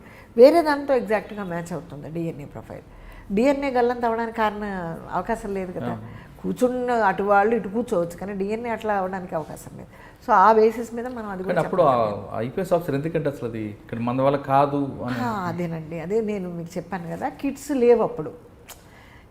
వాళ్ళ ఎక్స్పీరియన్స్ ఏంటంటే ఎన్నేళ్ళైనా ఇక్కడ ఏమి పెద్దగా లేవు కాబట్టి ఎవరు పట్టించుకోరు, వచ్చిన నాటికి వస్తాయి అని చెప్పి వాళ్ళు ఒక ఈ ప్రాసెస్ ఎన్ని రోజులు పట్టింది మేడం అందరు డిఎన్ఏ వాళ్ళ బాడీస్ హ్యాండ్ ఇవ్వడానికి? అది కూడా మళ్ళీ ఏమంటే అండి, మనకు మేము ఏం చేసామంటే వచ్చిన టిష్యూని 3-4 భాగాలు చేసుకున్నాం. అంతా ఒకటేసారి కండక్ట్ చేయకుండా, మనకు తెలియదు వస్తుందో రాదో, ప్రొఫైల్ జనరేట్ అవుతుందో లేదో కూడా మనకి. ఇది ఫస్ట్ డేకి వచ్చిన తర్వాత ఇదే శాంపుల్ని రెండో భాగాన్ని మళ్ళీ ఫస్ట్ నుంచి మొదలెట్టాం. కాబట్టి ఎనీ పాయింట్ ఆఫ్ టైం మనకి ఇది రాకపోతే ఆ శాంపుల్ రాకపోతే, అంటే ఇదంతా అయిపోయేదాకా వెయిట్ చేయాలి మేము. దీన్నే 4-5 భాగాలుగా చేసుకుని ఫస్ట్ డే అయ్యాక మళ్ళీ రెండో శాంపుల్, సెకండ్ థర్డ్ డేకి ఇంకో శాంపుల్, అట్లా మనం కంటిన్యూస్గా బ్యాచ్ వైజ్ చేయడం మొదలెట్టామండి. సో దాంతో మనకి రిజల్ట్స్ కొన్ని ఒక 4 డేస్లో రావడం మొదలెట్టాయండి. కానీ అప్పటికే వీళ్ళు ఏంటంటే బంధువులంతా కొంచెం హాహాకారాలు, ఇన్ని రోజులు పడుతుందా, మీటింగ్ పెట్టారు. ఇప్పుడు మనం ఏమని చేసామంటే డిఎన్ఏ కిట్స్ లేవు అక్కడ, ఏం చేయాలి మరి, ఆగిపోలేము. అప్పుడు సీఎంకి చెప్పామండి. సీఎం వాళ్ళు ప్రెస్టేజ్ ఇష్యూ కదండి, అప్పుడు ఆ కేసు చాలా ఇదిగా ఉండింది. ఆయన కిరణ్ కుమార్ రెడ్డి గారు అనుకుంటానండి అప్పట్లో. ఆయన ఏమన్నారంటే మీకు ఏం కావాలో మీరు చెప్పండి అమ్మ అన్నారు. ఇది మనకు గోల్డెన్ ఆపర్చునిటీ కదండి, అడిగేవాళ్ళే లేరుగా, అడుగుతున్నారు ఆయన. అందుకని మేము క్యాలిక్యులేట్ చేసి ఇన్ని కిట్స్ కావాల్సి వస్తుందండి. ప్లస్ పవర్ కట్ ఉండింది, మీకు జ్ఞాపకం ఉందో లేదు అప్పట్లో. మేము అన్నాం పవర్ కట్ ఉంటే లాభం లేదు సార్, ఇప్పుడు మిషన్ ఆగిపోయిందంటే మళ్ళీ రెడ్ వచ్చే మొదలని అంతా చేయాలి మేము. సో మీరు ఏం చేయాలంటే ఆ పర్టికులర్ టైంలో ఒక 15 days 1 month టైంలో మీరు మాకు పవర్ కట్ ఉండకుండా చూడాలి ఈ ఏరియాలో. ముందు అడిగారు ఎన్ని రోజులు అంటే, కొంచెం ఎక్కువ చెప్పడం మంచిదే కదండి, తక్కువ ఇస్తే మంచిది కదా. అందుకని నెల ఎట్లాగండి, నెల ఎలా కుదురుతుంది, లేదు అన్నాడు. అయితే 15 రోజులు అన్నా నేను. అలా కాదు, ఇంకా తొందరగా 10 రోజులు చూస్తాను సార్ నేను, provided these are the conditions, ఇది ఇస్తే ఎవరైనా ప్రయత్నం చేయొచ్చు సార్. సరే మాట అయితే ఇచ్చాను అక్కడ, ఆయన అన్ని ఆగమేఘాల మీద తెప్పించేస్తున్నాడు. ఇక్కడ స్టాఫ్ ఉండాలిగా, నాకు ఎక్స్పర్ట్స్ ఉండాలి. అయితే బయాలజీలో వాళ్ళు కూడా కొంత అవగాహన ఉంటుంది, అందరూ డిఎన్ఏ స్పెషలిస్ట్ అవ్వక్కర్ల, బయాలజీ బ్యాక్గ్రౌండ్ ఉన్న వాళ్ళు చేయగలుగుతారు ఇది. అప్పుడు ఏం చేసామంటే పూలింగ్ అప్ ఆఫ్ పీపుల్, బయాలజీలో ఉన్న వాళ్ళని, కొంత టాక్సికాలజీలో పనిచేస్తున్న బయాలజీ బ్యాక్గ్రౌండ్ ఉన్న వాళ్ళని, అలా అందరినీ ఒక దగ్గర చేర్చి ఒక ఛాలెంజ్ ఎలా చేద్దామన్న వాళ్ళతో డిస్కషన్ చేసి ఇట్లా అని ఒక ప్లాన్ ఆఫ్ యాక్షన్ చేసి, కొంత మోటివేషన్ కూడా చాలా అవసరం ఉంది. ఎందుకంటే మీకు తెలిసిందే ఆఫీసుల్లో, గవర్నమెంట్ ఆఫీసుల్లో 10కి వచ్చామా 5ంటికి వెళ్ళిపోయామా అంతే, ఎంత పని అవుతే అంతే. ఇంకా దాని తర్వాత బియాండ్ వర్కింగ్ ఆఫీస్ అవర్స్ అన్నది ఆ కాన్సెప్ట్ లేదు. ఇప్పుడు గాంధీ గారు ఉన్నప్పుడు ఆయన ఏదో చెప్పేవాడు, ఉండేవాళ్ళని. అంత తర్వాత అంత లీడర్స్ కూడా మనది ఓనింగ్ చేసేవాళ్ళు కూడా తక్కువ ఉంటారు కదండి. It is not with any negative intention against anybody, అంటే అది మైండ్ సెట్ అది మామూలుగా.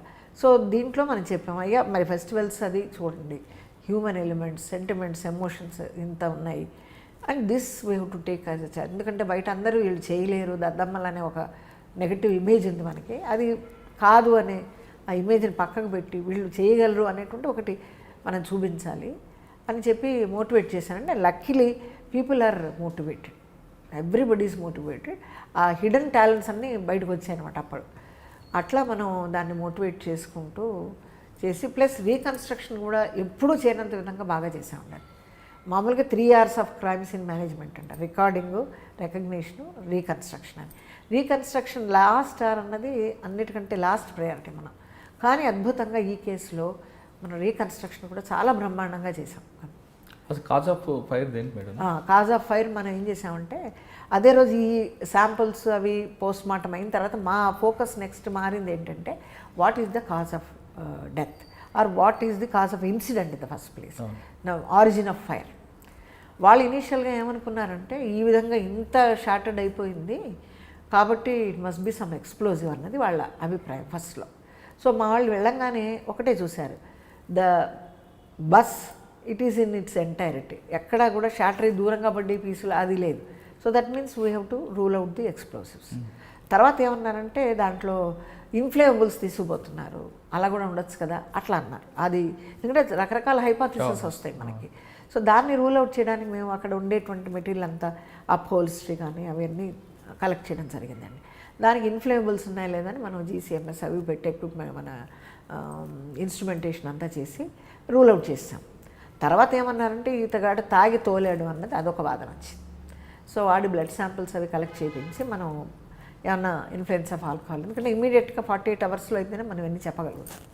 సో ఆ శాంపిల్స్ కూడా చేస్తే అందులో అతనికి ఏమీ లేదు, ఆల్కహాల్ తీసుకున్నట్టుగా లేదు. సో ఇవన్నీ రూల్ అవుట్ అయిపోయినాయి. And body of the bus is intact, it is not shattered, the piece have not thrown to different place. అంటే we are ruling out explode, inflammables లేదు. ఇంకా ఏముంటుంది సోర్స్ ఆఫ్ ఇది అని బాగా ఆ సీన్ అంతా ఎగ్జామిన్ చేయడం లేదు. మా దాంట్లో చాలా ఎక్స్పర్ట్స్ ఉండండి రీకన్స్ట్రక్షన్లో, కానీ తర్వాత క్రైమ్ సీన్ బాగా మైన్యూట్గా అబ్జర్వ్ చేయటం, అలాంటి వాళ్ళని సెలెక్ట్ చేసాం టీమ్గా. అయితే వాళ్ళు ఏం చేశారంటే ఒక కల్వర్ట్ ఒకటి ఉందండి, ఒక 30 కిలోమీటర్స్ ముందు నుంచి అది అబ్జర్వేషన్ చేస్తే ఇటువంటి యాక్సిడెంట్ కేసులో మనం మెయిన్గా చూసేది tyre marks, skid marks, friction marks ఇలాంటివి మనం చూస్తాం. సో చూస్తే అక్కడ ఏమైందంటే ఆ 30 కిలోమీటర్స్ ముందు నుంచి కూడా ఆ ముందు నుంచి కొంచెం అలా ఇలా టచ్ అవుతున్నట్టుగా హై స్పీడ్తో వెళ్తే ఎంత స్క్రాచ్ మార్క్స్ వస్తాయి అలాంటివన్నీ కనిపించాయి. ఆ 30th దీని దగ్గర సడన్గా మార్క్ డిసప్పియర్ అయిపోతుంది అనమాట. పైగా అక్కడి నుంచి కొంచెం పై నుంచి వెళ్తుంది అనమాట, గాను ఉంటుంది కదా వీలు, అది పై నుంచి వెళ్తుంది. దానివల్ల అక్కడ లేదు, ఇలా వెళ్తున్నది సడన్గా మీకు ఆ స్క్రాచ్ అవుతూ ఉందన్నమాట. హై స్పీడ్ ఉంది, వాల్ ఉంటుంది కదా సైడ్ వాల్ అక్కడ ఇలా రాసుకుంటూ వెళ్తుంది అనమాట. ఇలాగా స్పీడ్ బాగా ఉంది, అవర్స్ మార్నింగ్ మంచి నిద్ర టైం అది. మరి కొంచెం కన్నురెప్ప వేసే టైంలో ఇది అయింది, చాలా ఫ్యూ సెకండ్సే అంతే యాక్సిడెంట్ అవ్వడానికి కారణం. ఇలా వెళ్తున్నప్పుడు ఆ ఫ్రిక్షన్ ఏదైతే, ఎందుకంటే మెటల్ బాడీ ఉంది, ఈ కాంక్రీట్ ఉంది, ఫ్రిక్షన్ జనరేట్ అవుతుంది అనమాట. Without the knowledge of the driver ఇదంతా జరుగుతుంది. ఆ ఒక్క పాయింట్ ఆఫ్ 30 కిలోమీటర్స్ తర్వాత ఏమైందంటే ఆ టైర్ మార్క్స్ ఏదో ఇలా రాసుకుంటూ వచ్చి మాకు మాయమవుతాయి మీకు అక్కడ. అది పవర్ పాయింట్ ఉంది, అది కూడా చూపెడతాను తర్వాత మీకు. సడన్గా అప్పుడు ఏమైందంటే దాని మీదకి ఎక్కిపోయింది, ఆ వాల్ మీదకి ఎక్కింది, ఈ రాసుకోవడం మానేసి ఇట్లా వెళ్ళింది అనమాట. దాని మీద వెళ్ళిన తర్వాత ఏమైందంటే మీకు అక్కడ ఇంకా ఏమి అబ్జర్వ్ చేసామంటే ఫైర్ సిగ్నేచర్స్ అని ఉంటాయండి. ఎక్కడైతే ఆరిజిన్ ఆఫ్ ఫైర్ ఉంటుందో అక్కడ దాంట్లో మనం గమనించాల్సింది ఏంటంటే సీన్లో ఈ ఫైర్ సిగ్నేచర్స్, తర్వాత ఏ పార్ట్ అయితే ఇంపాక్ట్లోకి వచ్చిందో బాడీ పార్ట్ ఏది మన బస్సుది ఆ సైడ్ కూడా చాలా డ్యామేజ్ ఉంది. దీన్ని బట్టి మనకు అర్థమయ్యింది ఏంటంటే this is the part which came in contact with the that wall, ఎక్కడైతే మనకి పైకి వచ్చిందో ఆ సైడ్ వాల్ ఇట్లా ఉంటుందండి 90 degreesలో ఉన్నది. ఈ భాగం కూడా బాగా డ్యామేజ్ అయ్యి పడిపోయింది లోపల కల్వర్ట్లో. తర్వాత ఏమైంది అంటే ఈ రైట్ పార్ట్ నుంచి ఇంపాక్ట్ ఉన్నదన్నట్టు మనకి ఆ డ్యామేజ్ ఎక్కువ అక్కడ కనిపిస్తుంది. దాని తర్వాత రైలింగ్ పైప్ అని ఉంటుందండి 5 inch డయా, ఆ రైలింగ్ పైప్ 20 meters సుమారుగా ఒక 5 pieces ఏమో కల్వర్ట్లో పడిపోయింది, మిగతా 15 meters అనేది 3 ముక్కలైంది. ఒక ముక్క కింద పడిపోయింది బస్సు కింద, ఇంకో ముక్క ఏమైందంటే వెళ్ళి ఆ ట్యాంక్ అన్ని పియర్స్ చేసింది. కింద పడింది కాదు, 3 ముక్కలు అయింది కదా. ఆ 3 ముక్కల్లో ఒక ముక్క ఏమైందంటే ఇలా వర్టికల్గా పొడుచుకుంది లోపలికి వెళ్ళి, ఆ ట్యాంక్ అన్ని బ్రేక్ చేసింది అనమాట. అది ఎట్లా యాక్ట్ చేసిందంటే మన పిచ్చిగారీ చేస్తాం చూసారా, ఆ విధంగా చిమ్మింది లోపల, ట్యాంక్ బర్స్ట్ అయిపోయి లైక్ ఏ పిచ్చికారీ స్ప్రింకిల్డ్ అంటే సుమారుగా మీకు 150 liters ఉంటుంది. అది 300 కెపాసిటీ, ఈ ట్రావెల్ ఆల్మోస్ట్ వచ్చేసింది కాబట్టి ఇంకా 150 రిమైన్ అయి ఉంటుంది. అక్కడంతా స్పిల్ ఓవర్ అయిపోయిందండి. అది స్పిల్ ఓవర్ అయిపోయి ఆ ఫ్రిక్షన్ ఉంది, తర్వాత ఈ గర్షింగ్ అంతా అవుతుంది ఏది మన ఫ్యూయల్ అంతా. సో ఒక్కసారి ఇగ్నిషన్ అయిపోయి within no before somebody could realise that this mishap is going to happen. అప్పుడు ఏమైందంటే మొత్తానికి ఆ ఇగ్నిషన్ చాలు అనమాట, ఆ ఫ్రిక్షన్ చాలు, ఇనఫ్ సాచురేషన్ పాయింట్ వచ్చింది అక్కడ విత్ ఇన్ సెకండ్స్. అందుకని మీరు చూడండి పోస్చర్స్ చూస్తే ఇనీషియల్ స్టేజ్ కూర్చున్న వాళ్ళు కూర్చున్నట్టుగా స్కెలిటనైజ్ అయిపోయారు అంతే, బ్లాక్ అయిపోయి skeleton. Plus post mortem reports కూడా మీరు చూస్తే గమనిస్తే దాంట్లో ఏమన్నారంటే lot of people died on account of asphyxia అని చెప్పేసి. ఎందుకంటే వాళ్ళు ఆ కార్బన్ మోనాక్సైడ్ ఇన్హేల్ చేస్తున్నారు. మంచి నిద్ర పట్టే టైం అండి మనకి, అవర్స్ అంటే మీకు 3 to 4 ఆ టైం మంచి క్రూషియల్ టైం, నిద్ర పట్టే టైం. ఎందుకంటే వీళ్ళకి సాఫ్ట్వేర్ వాళ్ళకి కూడా వాళ్ళకి పాపం 8 hours ఉంటాయి వర్కింగ్ అవర్స్, దాంతో వాళ్ళకి ఆ టైంలో నిద్ర ఎక్కువ వచ్చే అవకాశం ఉంటుంది. ఇంకా వాళ్ళకి రియలైజ్ అయ్యే టైం కూడా లేదు అక్కడ.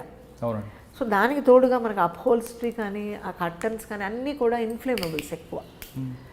సో ఆ ఇగ్నేషన్ అవ్వడం వల్ల ఈ ఫ్యూయల్ కూడా స్పిల్ ఓవర్ అయింది, మొత్తానికి అన్నీ అంటుపోయాయండి. ఇంకా వీళ్ళు డోర్స్ అంతా జామ్ అయిపోయాయి, బయటికి రావడానికి అవకాశం లేదు. ఎవడో బద్దలు కొట్టుకుని వచ్చిన వాడు వచ్చాడా, సగం కాలేడు, వాడు చనిపోయాడు అక్కడ. సో ఈ రకమైన బీభత్సమైన ఇది జరిగిందండి అక్కడ.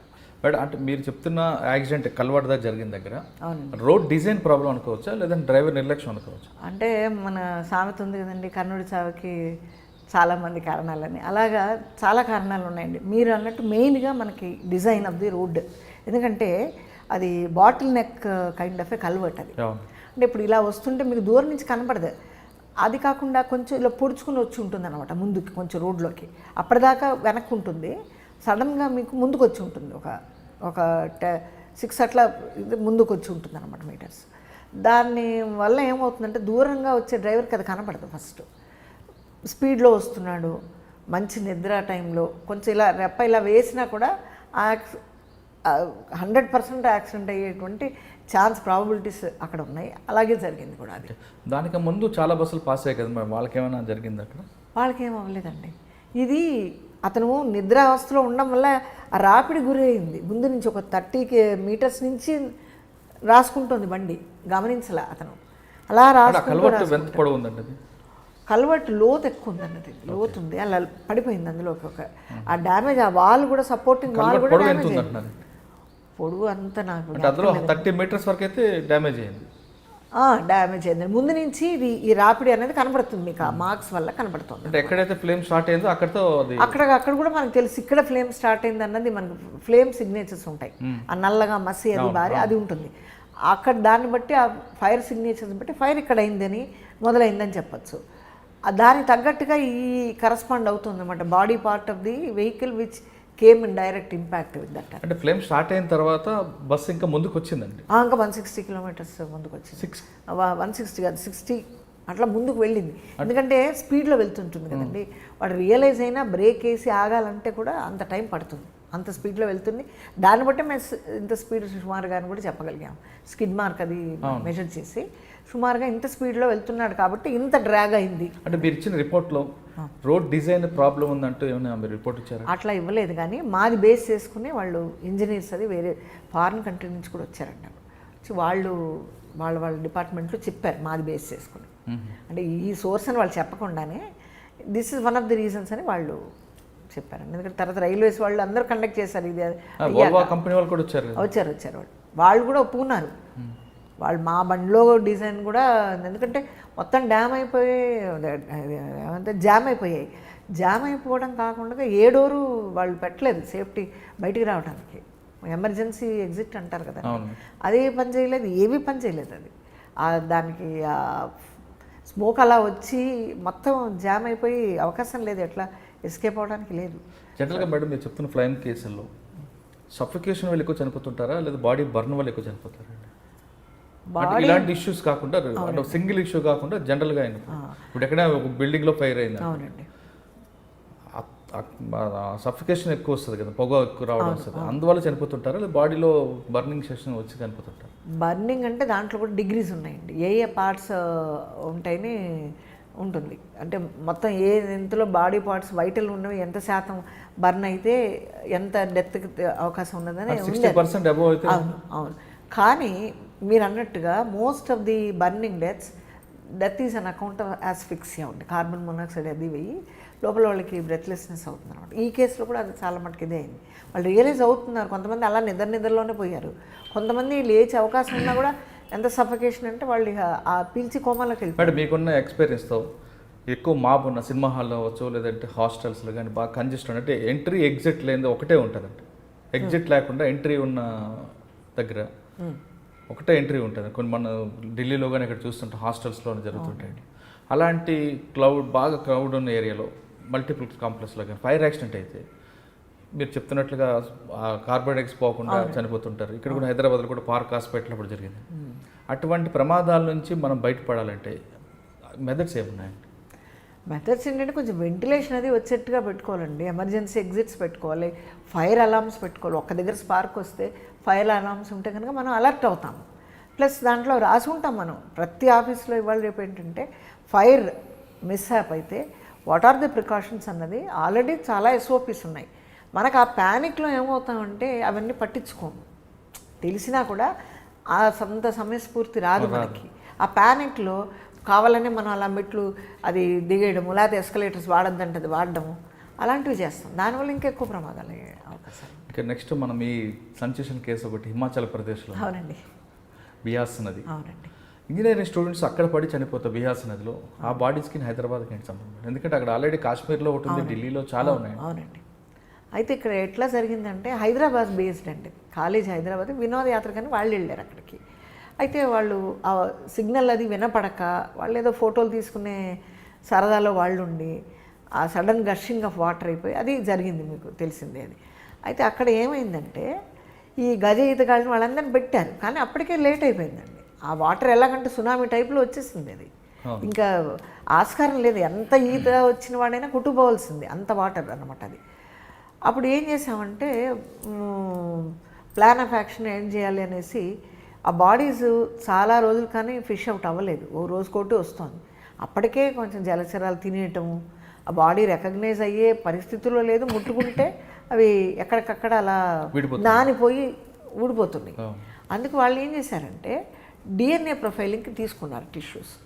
ఏమండి, అక్కడ తీసుకుని డిఎన్ఏ ప్రొఫైల్స్ జనరేట్ చేశారు. ఒకసారి జనరేట్ చేస్తే అది like any picture, any document, it can be transported to any other place. వాళ్ళు అది చేసి పెట్టున్నారు, అక్కడ చేశారు, ఆ ల్యాబ్లో చేశారు. వాళ్ళు మాకేం రిక్వెస్ట్ చేశారంటే పేరెంట్స్ ఇక్కడ ఉన్నారు, ఏమండి, పేరెంట్స్ ఎక్కడ ఉన్నారు, ఆ పేరెంట్స్ కూడా గుర్తుపట్టలేని పరిస్థితిలో ఇంటాక్ట్ బాడీ ఒక్కటి లేదండి, అంతా అలా ఉంది. సో వాళ్ళకి హృదయధారకమైన చూసి చేయాలి అంటే దానికి వాళ్ళు ఏం రిక్వెస్ట్ చేశారంటే ఎవరెవరైతే పేరెంట్స్ ఉంటారో ఆ పిల్లల తాలూకు వాళ్ళు ఎవరో తెలుసు కదా, ఎవరెవరు వెళ్ళారు వాళ్ళందరినీ మేమేం చేసామంటే వాళ్ళని మా ల్యాబ్కి రమ్మన్నాం. దానివల్ల ఏమవుతుంది, వాళ్ళ ప్రొఫైల్స్ మేము ఇండిపెండెంట్గా చేయడానికి అవకాశం ఉంది. అక్కడ డెడ్ బాడీ ప్రొఫైల్ తయారైంది, డిఎన్ఏ మ్యాచ్ చేసాం రిమోట్గా. మ్యాచ్ అయితే కనుక ఈ పేరెంట్స్వి ఆ చైల్డ్తో పలానా ఈ బాడీ నెంబర్ 1 అని పెట్టామనుకోండి, బాడీ నెంబర్ 1 ఈ బాడీతో మ్యాచ్ అవుతున్నాయి కాబట్టి this is the body part of your child. ఆ రకంగా మనం బాడీస్ ఇవ్వడం జరిగింది. అంటే ఇక్కడ ఎఫ్ఐఆర్ అయింది ఇష్యూ హిమాచల్ ప్రదేశ్, ఇక్కడ కూడా అయిందండి. ఇద్దరు పోలీసులు డిపార్ట్మెంట్లో చేశారు కలిసి. అంటే 2 స్టేట్ గవర్నమెంట్ కలిపి ఒక చేయొచ్చండి ఇష్యూ? చేయొచ్చండి, ఎందుకంటే ఇద్దరు ఉన్నారు కదా, విక్టిమ్స్ ఇక్కడ ఉన్నారు అక్కడ ఉన్నారు కాబట్టి ఆ రకంగా చేయడం జరిగింది. 2 కోఆర్డినేట్ చేసుకుంది 2 స్టేట్స్. కాంపెన్సేషన్ అది కూడా ఏదో ప్రకటించారు కానీ తర్వాత ఏమైందో ఇంకా మాకు ట్రాక్ లేదు. తర్వాత సైబరాబాద్ లిమిట్స్లో ఏం జరిగింది? అందులో మాధాపూర్ కేసు అని ఒక కేసు, సాఫ్ట్వేర్ అమ్మాయి, ఆ అమ్మాయి నిరాకరించింది ఏమైందని చెప్పడానికి కూడా. అయితే ఏమైందంటే ఆ కారులో ఎందులో అయితే తీసుకొని వెళ్ళారు ఆ అమ్మాయికి, అక్కడ చాలా స్టెయిన్స్ ఉన్నాయి, ఎవరు గమనించలేదు. అది ఫస్ట్ అమ్మాయి కంప్లైంట్ కూడా ఇవ్వలేదు, అమ్మాయి అసలు ముందుకు రాలేదు. అంతా ఫ్రెండ్స్ అంతా ప్రోద్బలం చేశాక అప్పుడు చెప్పింది మెల్లిగా. కానీ ఆ కారు అది మన సీసీటీవీ ఫుటేజ్ నుంచి చూశారు, కారు లొకేట్ చేయడం ఫస్ట్. అయితే వాళ్ళు ఏమనుకున్నారు, కారులో ఇంకేం దొరకదులే అన్నట్టుగా ఉన్నారు. కానీ మా టీం వెళ్ళింది మళ్ళీ అక్కడ కూడా. టీం వెళ్ళి వాళ్ళు ఆ అప్హోల్స్ట్రీ కింద చూశారండి మా వాళ్ళు.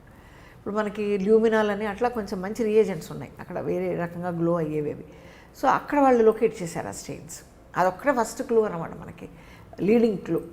అది తీసుకొచ్చి ఆ శాంపిల్స్ తీసుకొచ్చి మనం చేసిన తర్వాత వాళ్ళు, కానీ ఎక్యూజ్డ్ కార్లో చేయలేదండి, కార్ నుంచి బయటికి తీసుకొచ్చాక. కానీ అక్కడ దొరికేయండి మనకి, చెప్పాడు కానీ అక్కడ దొరికాయి మనకి. స్కూల్ పక్కన ఉన్న ఎండు గడ్డిలో చేశానని అని చెప్పాడు కానీ మనకి కారులోనే లింక్ అయింది, అది కారులో లింక్ అయింది. తర్వాత వాళ్ళని కూడా తీసుకొచ్చి కరెక్ట్గా మ్యాచ్ అయింది. ఇదంతా కూడా రికార్డెడ్ టైంలో అయిందండి. అది రికార్డెడ్. వాడు ఎలా చెప్పాడు చేశానని చెప్తున్నాడు?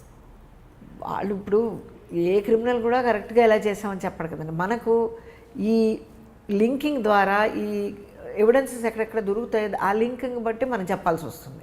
ఎందుకంటే ఇదంతా కూడా స్పెక్యులేషనే, investigation is nothing but speculation. మీకు కార్లో దొరికిన ఎవిడెన్స్ బేస్ చేసుకుంటూ మీరు వెళ్ళారు? అవునండి, కార్లో ప్లస్ సీసీటీవీ కూడా వాళ్ళు ముందు చేసి ఉన్నారు. సీన్ ఆఫ్ ఎఫెన్స్లో మీకు ఏం రికార్డ్? అక్కడ ఏమి దొరకలేదండి, కానీ ఇక్కడ దొరికాయి. ఈ కారులో ఉన్నవి స్పష్టంగా మనకి అంత క్లియర్గా స్టెయిన్ రావడము, దాంట్లో నుంచి మనకి డిఎన్ఏ జనరేట్ అవ్వడము, మ్యాచ్ అవ్వడం అన్నది అంత ఆషామాషిగా అవ్వదు అక్కడ లేకుంటే. సో అట్లా మనం చెప్పడం వల్ల కొంచెం ఇన్వెస్టిగేషన్ కూడా వేరే మలుపు తిరిగింది. సో ఆ కారు కాన్సన్ట్రేట్ చేసాము, దాంట్లో తీసుకుని ఇద్దరు ఇన్వాల్వ్మెంట్ ఉన్నట్టుగా, ఇద్దరిది ఒకళ్ళదే ఉన్నది అది చేసిన అతను, ఇంకోటి అసిస్టింగ్ అన్నట్టుగా మనం చెప్పడం జరిగిందండి. అందులో రికార్డెడ్ టైంలో మనం చేసాము, ఎందుకంటే తొందరగా దొరికాడు అక్కడ అతను. ఆ శాంపిల్స్ అవి తీసుకుని మనం బ్లడ్ శాంపిల్సే కాబట్టి తొందరగా చేసి ఇచ్చాం, ప్రెషర్ కూడా ఉండేది అప్పుడు. ఓకే మేడం, అప్పట్లో FSL ఇంకొకటి కూడా ఉండేవండి, ఏమండి బ్యాలిస్టిక్ ఎఫెక్ట్స్ కానీ పాలిగ్రాఫ్ టెస్ట్లు. అవునండి. మీకు ఆ టైప్ కేసు ఏవచ్చు? అప్పుడు నేను లేను కానీ ఒక్క కేసు చాలా సెన్సేషనల్ కేసు మేము చేసామండి. శైలజ అని ఒక ఆవిడ ఉండేదండి, పంజగుట్టలో అయింది కేసు. ఆవిడ ఏం చేసిందంటే వాళ్ళ హస్బెండ్ని ఫారెన్ పంపాలని ఆవిడ చాలా అభిలాష అన్నమాట. చాలా అప్పుల్లో ఉంది అప్పటికే ఆవిడ. ముక్కలుగా నరికింది. ముక్కలుగా నరికింది. చెప్పండి. అప్పట్లో ఆవిడకి చాలా అభిలాష. కానీ ఏం చేసిందంటే పంజగుట్ట కాదు madam, SR Nagar, Borabanda. SR Nagar, Panjagutta అని నాకు చూసాయి అంత, ఎందుకంటే నేను ప్రిపేర్డ్గా రాలేదు అంతగా డీటెయిల్స్ చెప్పండి. అయితే ఏం చేశారంటే ఆమె ఆ లోన్స్ అన్నీ తీసుకుని ఆయన ఏదో విధంగా పంపాలని చూసింది. ఇతను మద్రాస్ దాకా వెళ్ళాడు, అక్కడ వీసా అంతా ప్రాబ్లం అయింది. మళ్ళీ తిరిగి రావడానికి మొహమాటం అనమాట. అందుకు చుట్టాలు చెప్పేసుకున్నాడుగా ఆల్రెడీ, ఎట్లా అని చెప్పేసి వేరే హోటల్ మెయింటైన్ చేసుకుంటే అక్కడ ఉండి చుట్టాలు ఏం పిక్చర్ అంటే వెళ్ళిపోయాడు ఆల్రెడీ ఫారెన్ అని. ఈవిడ అప్పులు పెరిగిపోతున్నాయి రోజు రోజుకి, చిన్న అప్పులు అన్నీ తీసుకుని, ఇవి కాదు పెద్ద అప్పు తీసుకుని ఇవన్నీ తీర్చేద్దాం ఆ ఉద్దేశానికి వచ్చేసి ఆవిడ ఏదో ఇలాగే జిరాక్స్ అది తీస్తుంటే ఒక అతనితో పరిచయం అయిపోయింది. అతని దగ్గర తీసుకుంది, బిజినెస్ మ్యాన్ అతను కూడా. అతని దగ్గర తీసుకుని ఏం చేసిందంటే సరే తీరుద్దాం అన్నట్టుగా ఉండింది. అయితే ఇతను కూడా ప్రెషర్స్ చేస్తున్నాడు, కొంతకాలం ఎవరైనా వెయిట్ చేస్తారు, తర్వాత ఇతను ప్రెషర్స్ చేసి నా డబ్బులు నాకు ఇవ్వమని, లేకపోతే ఇంకో ఆప్షన్ పెట్టాడు, 1 night you have to spend with me అన్నట్టు ఆ బేరం పెట్టాడు. సరే ఈవిడ ఏం చేసింది, ముందు సరే చూద్దామని చెప్పి పిలిచిన తర్వాత ఈవిడికి సుతరాం ఇష్టం లేదు అలాంటివి. తర్వాత ఏమైందంటే ఏదో కంప్లైంట్ చేశాడండి అతనికి, స్టమక్ పెయిన్ ఏదో కంప్లైంట్ చేశాడు. ఈ నెయిల్ పాలిష్ ఉంటుంది కదా రిమూవర్, అది ఇచ్చింది. అది తాగక అసిటోన్ మెయిన్గా ఉంటుంది అందులో, అది తాగా కొంచెం కోమాలోకి వెళ్ళినట్టుగా అనిపించింది. మళ్ళీ ఎక్కడ లేస్తాడని మళ్ళీ నొప్పి అంటాడు మళ్ళీ ఫ్రీక్వెంట్గా ఇవ్వడం మొదలెట్టింది. సో ఒక 1 point of టైంలో అతను కొంచెం ఆల్మోస్ట్ ఇది అయిపోయాడు అనమాట. అప్పుడు ఈవిడ ఏం చేసిందంటే బయటపడితే బాగుండదనేసి she cut him into pieces. కానీ అక్కడ ఏంటంటే ఇన్వెస్టిగేషన్కి అర్థం కాంది, ఇంత ఫ్రెజైల్గా ఉంది ఈ లేడీ, ఇంత ఘాతకం చేయగలుగుతుందా ఆవిడ అన్నది పెద్ద క్వశ్చన్ మార్క్ అది. అప్పుడు ఇన్వెస్టిగేషన్లో పాలిగ్రాఫ్ అడిగారు. అది హైకోర్టు దాకా వెళ్ళిందండి, అప్రూవ్ కన్విక్షన్ అప్రూవ్ అయింది అక్కడ. మా బేస్ చేసి పాలిగ్రాఫ్లో ఏం చెప్పింది? పాలిగ్రాఫ్లో మనం అడిగిన ప్రశ్న ఏంటంటే వాళ్ళు క్రూషియల్ పాయింట్ అడగదలుచుకుంది దాంట్లో, ఎందుకంటే చాలా కోణాలు ఉంటాయి, అన్నీ చేయలేం. ఒక యాంగిల్ వాళ్ళు అడిగింది ఏంటంటే she is looking very fragile, can she alone do it, pre meditation ఏమీ లేకుండా, ఒక ప్లాన్ లేకుండా, ఎవరిని హైర్ చేయకుండా. ఎందుకంటే అతను కొంచెం బాగానే ఉన్నాడు, హైలీ బిల్ట్ అతను, మరి ఒక్క మనిషి ఇలా చేయగలుగుతుందా అన్నది డౌట్ అన్నమాట. సో ఆ యాంగిల్లో అడిగాం మేము. అడిగితే అవన్నీ పాజిటివ్గా వచ్చాయి. అంటే జనరల్గా పాలిగ్రాఫ్ టెస్ట్లో ఇప్పుడు మీరు ఐఓ ఏ క్వశ్చన్ చెప్తారో ఆ పాయింట్ని మీరు ఆ క్వశ్చన్ అవర్లో అప్ అండ్ డౌన్ చేస్తూ అడుగుతుంటారా, లేదంటే జనరల్గా డైరెక్ట్గా ఒకటే క్వశ్చన్ అడుగుతారు? అలాగా, దానికి కూడా చాలా ప్రొసీజర్ ఉంటుందండి. దానికి ఏం చేస్తామంటే ముందు సిట్టింగ్స్ ఉంటాయి, ఐఓతో సిట్టింగ్, తర్వాత విడిగా ఎవరి మీద సబ్జెక్ట్స్ ఉంటారో వాళ్ళకి సిట్టింగ్ వేరు వేరు ఉంటుంది. సో మనం ముందు ఇంటరాక్షన్లో ఏం చూస్తామంటే psyche of the person, mindset ఏంటి, అగ్రెసివా, టిమ్మిడా, లేకపోతే మైల్డా, మీకా, ఇలాంటివన్నీ స్టడీ చేస్తామండి ఏది మన సబ్జెక్ట్ కూర్చుని. అది కాకుండా మనం we try to interact with him in such a way that వాళ్ళు కూడా మన కాన్ఫిడెన్స్లో తీసుకుంటాడు. ఇతను సైంటిస్ట్ చెప్తే ఏమీ నాకు ప్రాబ్లం లేదు అన్నటువంటి ఒక దీంట్లోకి వచ్చేస్తాడు అతను. సో అది కాకుండా బాబు ఇలాంటివి అడుగుతాను, సడన్ సర్ప్రైజ్ ఎలిమెంట్ ఏమీ లేదు ఇందులో, ఇవి అడుగుతాం మేము అని ముందు చెప్తాం. అది గైడ్లైన్స్ కూడా ఉన్నాయి, NHRC గైడ్లైన్స్ కూడా ఆ రకంగా ఉన్నాయి. సో అట్లా ప్రిపేర్ చేసి ఇన్స్ట్రుమెంట్ చూపించి ఇలా పెడతామయ్యా, ఇలా నువ్వు నిజం చెప్తే అలాగే వస్తుంది, నువ్వు అబద్ధం చెప్తే కనబడుతుంది, ఇట్లా మనం మన కాన్ఫిడెన్స్లోకి తీసుకుంటాం అనమాట. అంతా ప్రిపేర్ చేసిన తర్వాత దెన్ ఐఓతో సిట్టింగ్ పెడతాం, ఎందుకంటే ఇతను రిమాండ్లో ఎక్కువ రోజులు పెట్టుకోలేము 15 days కంటే. సో అతనికి 2 sittings అవుతాయి, ఇట్లా ఇంత టైం వరకు నువ్వు you have to keep him under your custody అన్నమాట చెప్తాం అతనికి. సో ఇట్లా ఇంత ఇంటరాక్షన్ అయిన తర్వాత 1 fine day will fix time. So దాంట్లో క్వశ్చన్స్ ఏ యాంగిల్ కావాలి ఇన్వెస్టిగేషన్లో, what is the angle you are trying to look at అని మనం అడుగుతాం ఆయన ఈ యాంగిల్లో నాకు కావాలండి ఇలాగా అంటే ఇద్దరు కూర్చుని ఫ్రేమ్ చేస్తామండి. ఎందుకంటే ఆ గిల్ట్ బయటికి రావాలి. ఏ క్వశ్చన్ అడిగితే గిల్ట్ బయటకు వస్తుంది అన్నది మనం ఆలోచించి అవి క్వశ్చనర్ తయారు చేస్తాం. అటెస్ట్ వచ్చి అన్ని గిల్ట్ క్వశ్చన్స్ అడగం, దాంట్లో మధ్యలో నాన్ రిలేటెడ్ ఇర్రిలవెంట్ క్వశ్చన్స్ అడుగుతాం, తర్వాత రిలవెంట్ క్వశ్చన్స్. ఎందుకంటే అతని నార్మల్ బాడీ హోమియోస్టాసిస్ ఎట్లా ఉంది అని కనుక్కోవడానికి బేస్ లెవెల్ కూడా చేస్తాం. అంటే వితౌట్ ఎనీ అటాచ్మెంట్, అంటే without any asking any question, ఉత్త అటాచ్మెంట్స్ పెట్టి కొంత రన్ చేస్తాం. రన్ చేసిన తర్వాత వాడి బేస్ లెవెల్ ఏంటో తెలిసిపోతుంది మనకి. తర్వాత అటాచ్మెంట్స్ పెడతాం, తర్వాత అడుగుతాం. అంటే గ్రాఫ్ తెలుస్తుందండి? తెలుస్తుందండి, మనకే తెలుస్తుంది. కొంచెం స్టడీ, కొంత కామన్ సెన్స్ పెడితే. అంటే ఇది కోర్టులో ఎవిడెన్స్గా వస్తుందని పనికి వస్తుందా? కోర్టు అదే మీకు చెప్తున్నాను, ఏ ఫోరెన్సిక్ ఎవిడెన్స్ కూడా సోల్గా బేస్ చేసి మనకు కన్విక్షన్స్ అయినవి ఎక్కడా లేవండి. అసలు కోర్టు కూడా కొరాబరేటివ్ ఎవిడెన్స్. మిగతా అన్ని ఎవిడెన్స్కి సపోర్టింగ్గా రావచ్చు మా ఎవిడెన్స్, లేదా రెఫ్యూట్ చేస్తూ కూడా రావచ్చు, అది చూస్తారు. కొరాబరేషన్ అనేది ఇంపార్టెంట్ అండి. వీటితో పాటు మేడం ఎఫ్ఎస్ఎల్తో పాటు నార్కో టెస్ట్ డ్రగ్ అని ఉంటుందండి. అంటే హైదరాబాద్ లేదు, మన ఎక్కువ బెంగళూరు వెళ్ళేవారు. అవునండి. అసలు ఆ డ్రగ్ దాన్ని ఎలా టెస్ట్ చేస్తారంటే ఎందుకు హైదరాబాద్ ఎందుకు దాన్ని మనం పెట్టలేకపోయాం? అంటే ఏంటంటే నార్కో అనాలిసిస్ ఇప్పుడు మీకు ఒక కేసు సెల్వి అండ్ అదర్స్ అని చాలా ఇంపార్టెంట్ కేసు అండి. సుప్రీంకోర్టు గైడ్లైన్స్ చాలా ఇచ్చింది. అందులో ఏ టెస్టులు చేయొచ్చు. ఇప్పుడు మనం ఫొరెన్సిక్ సైకాలజీ అనేది ఒక సబ్జెక్ట్ కింద మన పాలిగ్రాఫ్ కానీ, నార్కో అనాలిసిస్ కానీ, లేకపోతే ఈ బ్రెయిన్ మ్యాపింగ్ అని, ఈ 3 టెస్టులు ఈ 3rd డిగ్రీకి ప్రత్యామ్నాయంగా వాడాలి అని చెప్పి వెలుగులోకి వచ్చాయి యాక్చువల్గా 3 కేసులు. అయితే అక్కడ అయినటువంటిది ఏంటంటే సుప్రీంకోర్టు వాళ్ళు ఈ సెల్వి అండ్ అదర్స్ అనేటువంటి కేసులో ఏం చెప్పారంటే ఈ 3 టెస్టులు చేసినా కూడా as a sort of giving some clue లేదా ఇన్వెస్టిగేషన్ లీడ్స్ ఇస్తాయి అన్న విధంగానే చూడాలి తప్పించి దీన్నే బేస్ చేసుకుని కన్విక్షన్స్ ఇవ్వాలి అన్నది అది తప్పు ప్రొసీజర్ అని చెప్పి వాళ్ళు. ప్లస్ టెస్టిమోనియల్ కంపల్షన్ అన్నది కూడా ఫస్ట్ స్టెప్ చెప్పండి. ఆర్టికల్ 23 కింద ఒక నిందితుడు ఎవరన్నా ఉంటే అతనికి అగెనెస్ట్గా అతన్నే నువ్వు సాక్ష్యం చెప్పు అని చెప్పడం అన్నది రాజ్యాంగ రీత్యా తప్పు అనేసి ఆర్టికల్ 23 దాని కింద ఎక్కువ ఫోకస్ అయింది అది కేసు. అయితే మనం ఏమంటామంటే కన్సెంట్ తీసుకుంటాం. ఆ టెస్ట్ చేసే ముందు దీని రిపర్కేషన్ ఈ విధంగా ఉంటాయినైనా నువ్వు కన్సెంట్ అంగీకారం ఉందా లేదా. నార్కో అనాలిసిస్లో ఏంటంటే ఇన్వేజివ్ టెస్ట్, దాంట్లో ప్రికాషన్ ఏం తీసుకోవాలంటే ఇన్వేషన్, బాడీ ప్రైవసీ మనం ఆర్టికల్ 21, 20, 23, 21 ఇవి కూడా వైలేషన్ ఉంది దాంట్లో. అందుకే కోర్టు ఏం చెప్పిందంటే narco analysis when you intent to do a test word of caution అంతే. ఏంటంటే దాంట్లో ప్రమాదాలు ఎక్కువ. ఎందుకంటే ఎన్డీపీఎస్ఏ మనం విశృంఖలంగా ఒక యాక్ట్ ఉంది వాడకూడదని. ఒకవైపు అది చెప్తూ మనం సోడియం పెంటతాలు డైరెక్ట్గా బ్లడ్లోకి తీసుకెళ్ళి అతను ఒక హిప్నాసిస్ స్టేజ్లోకి తీసుకెళ్ళి అప్పుడు మనకి ఇష్టం వచ్చినది అడిగి మనకు కావాల్సింది రాబట్టుకోవడం అన్నది ఎంతవరకు అడ్మిసిబుల్ అవుతుంది అన్నది ఒక ఇష్యూ వచ్చిందనమాట అప్పుడు. అందుకే ఆ టెస్ట్ ఉన్నప్పుడు వర్డ్ ఆఫ్ కాషన్ అని చెప్తారు.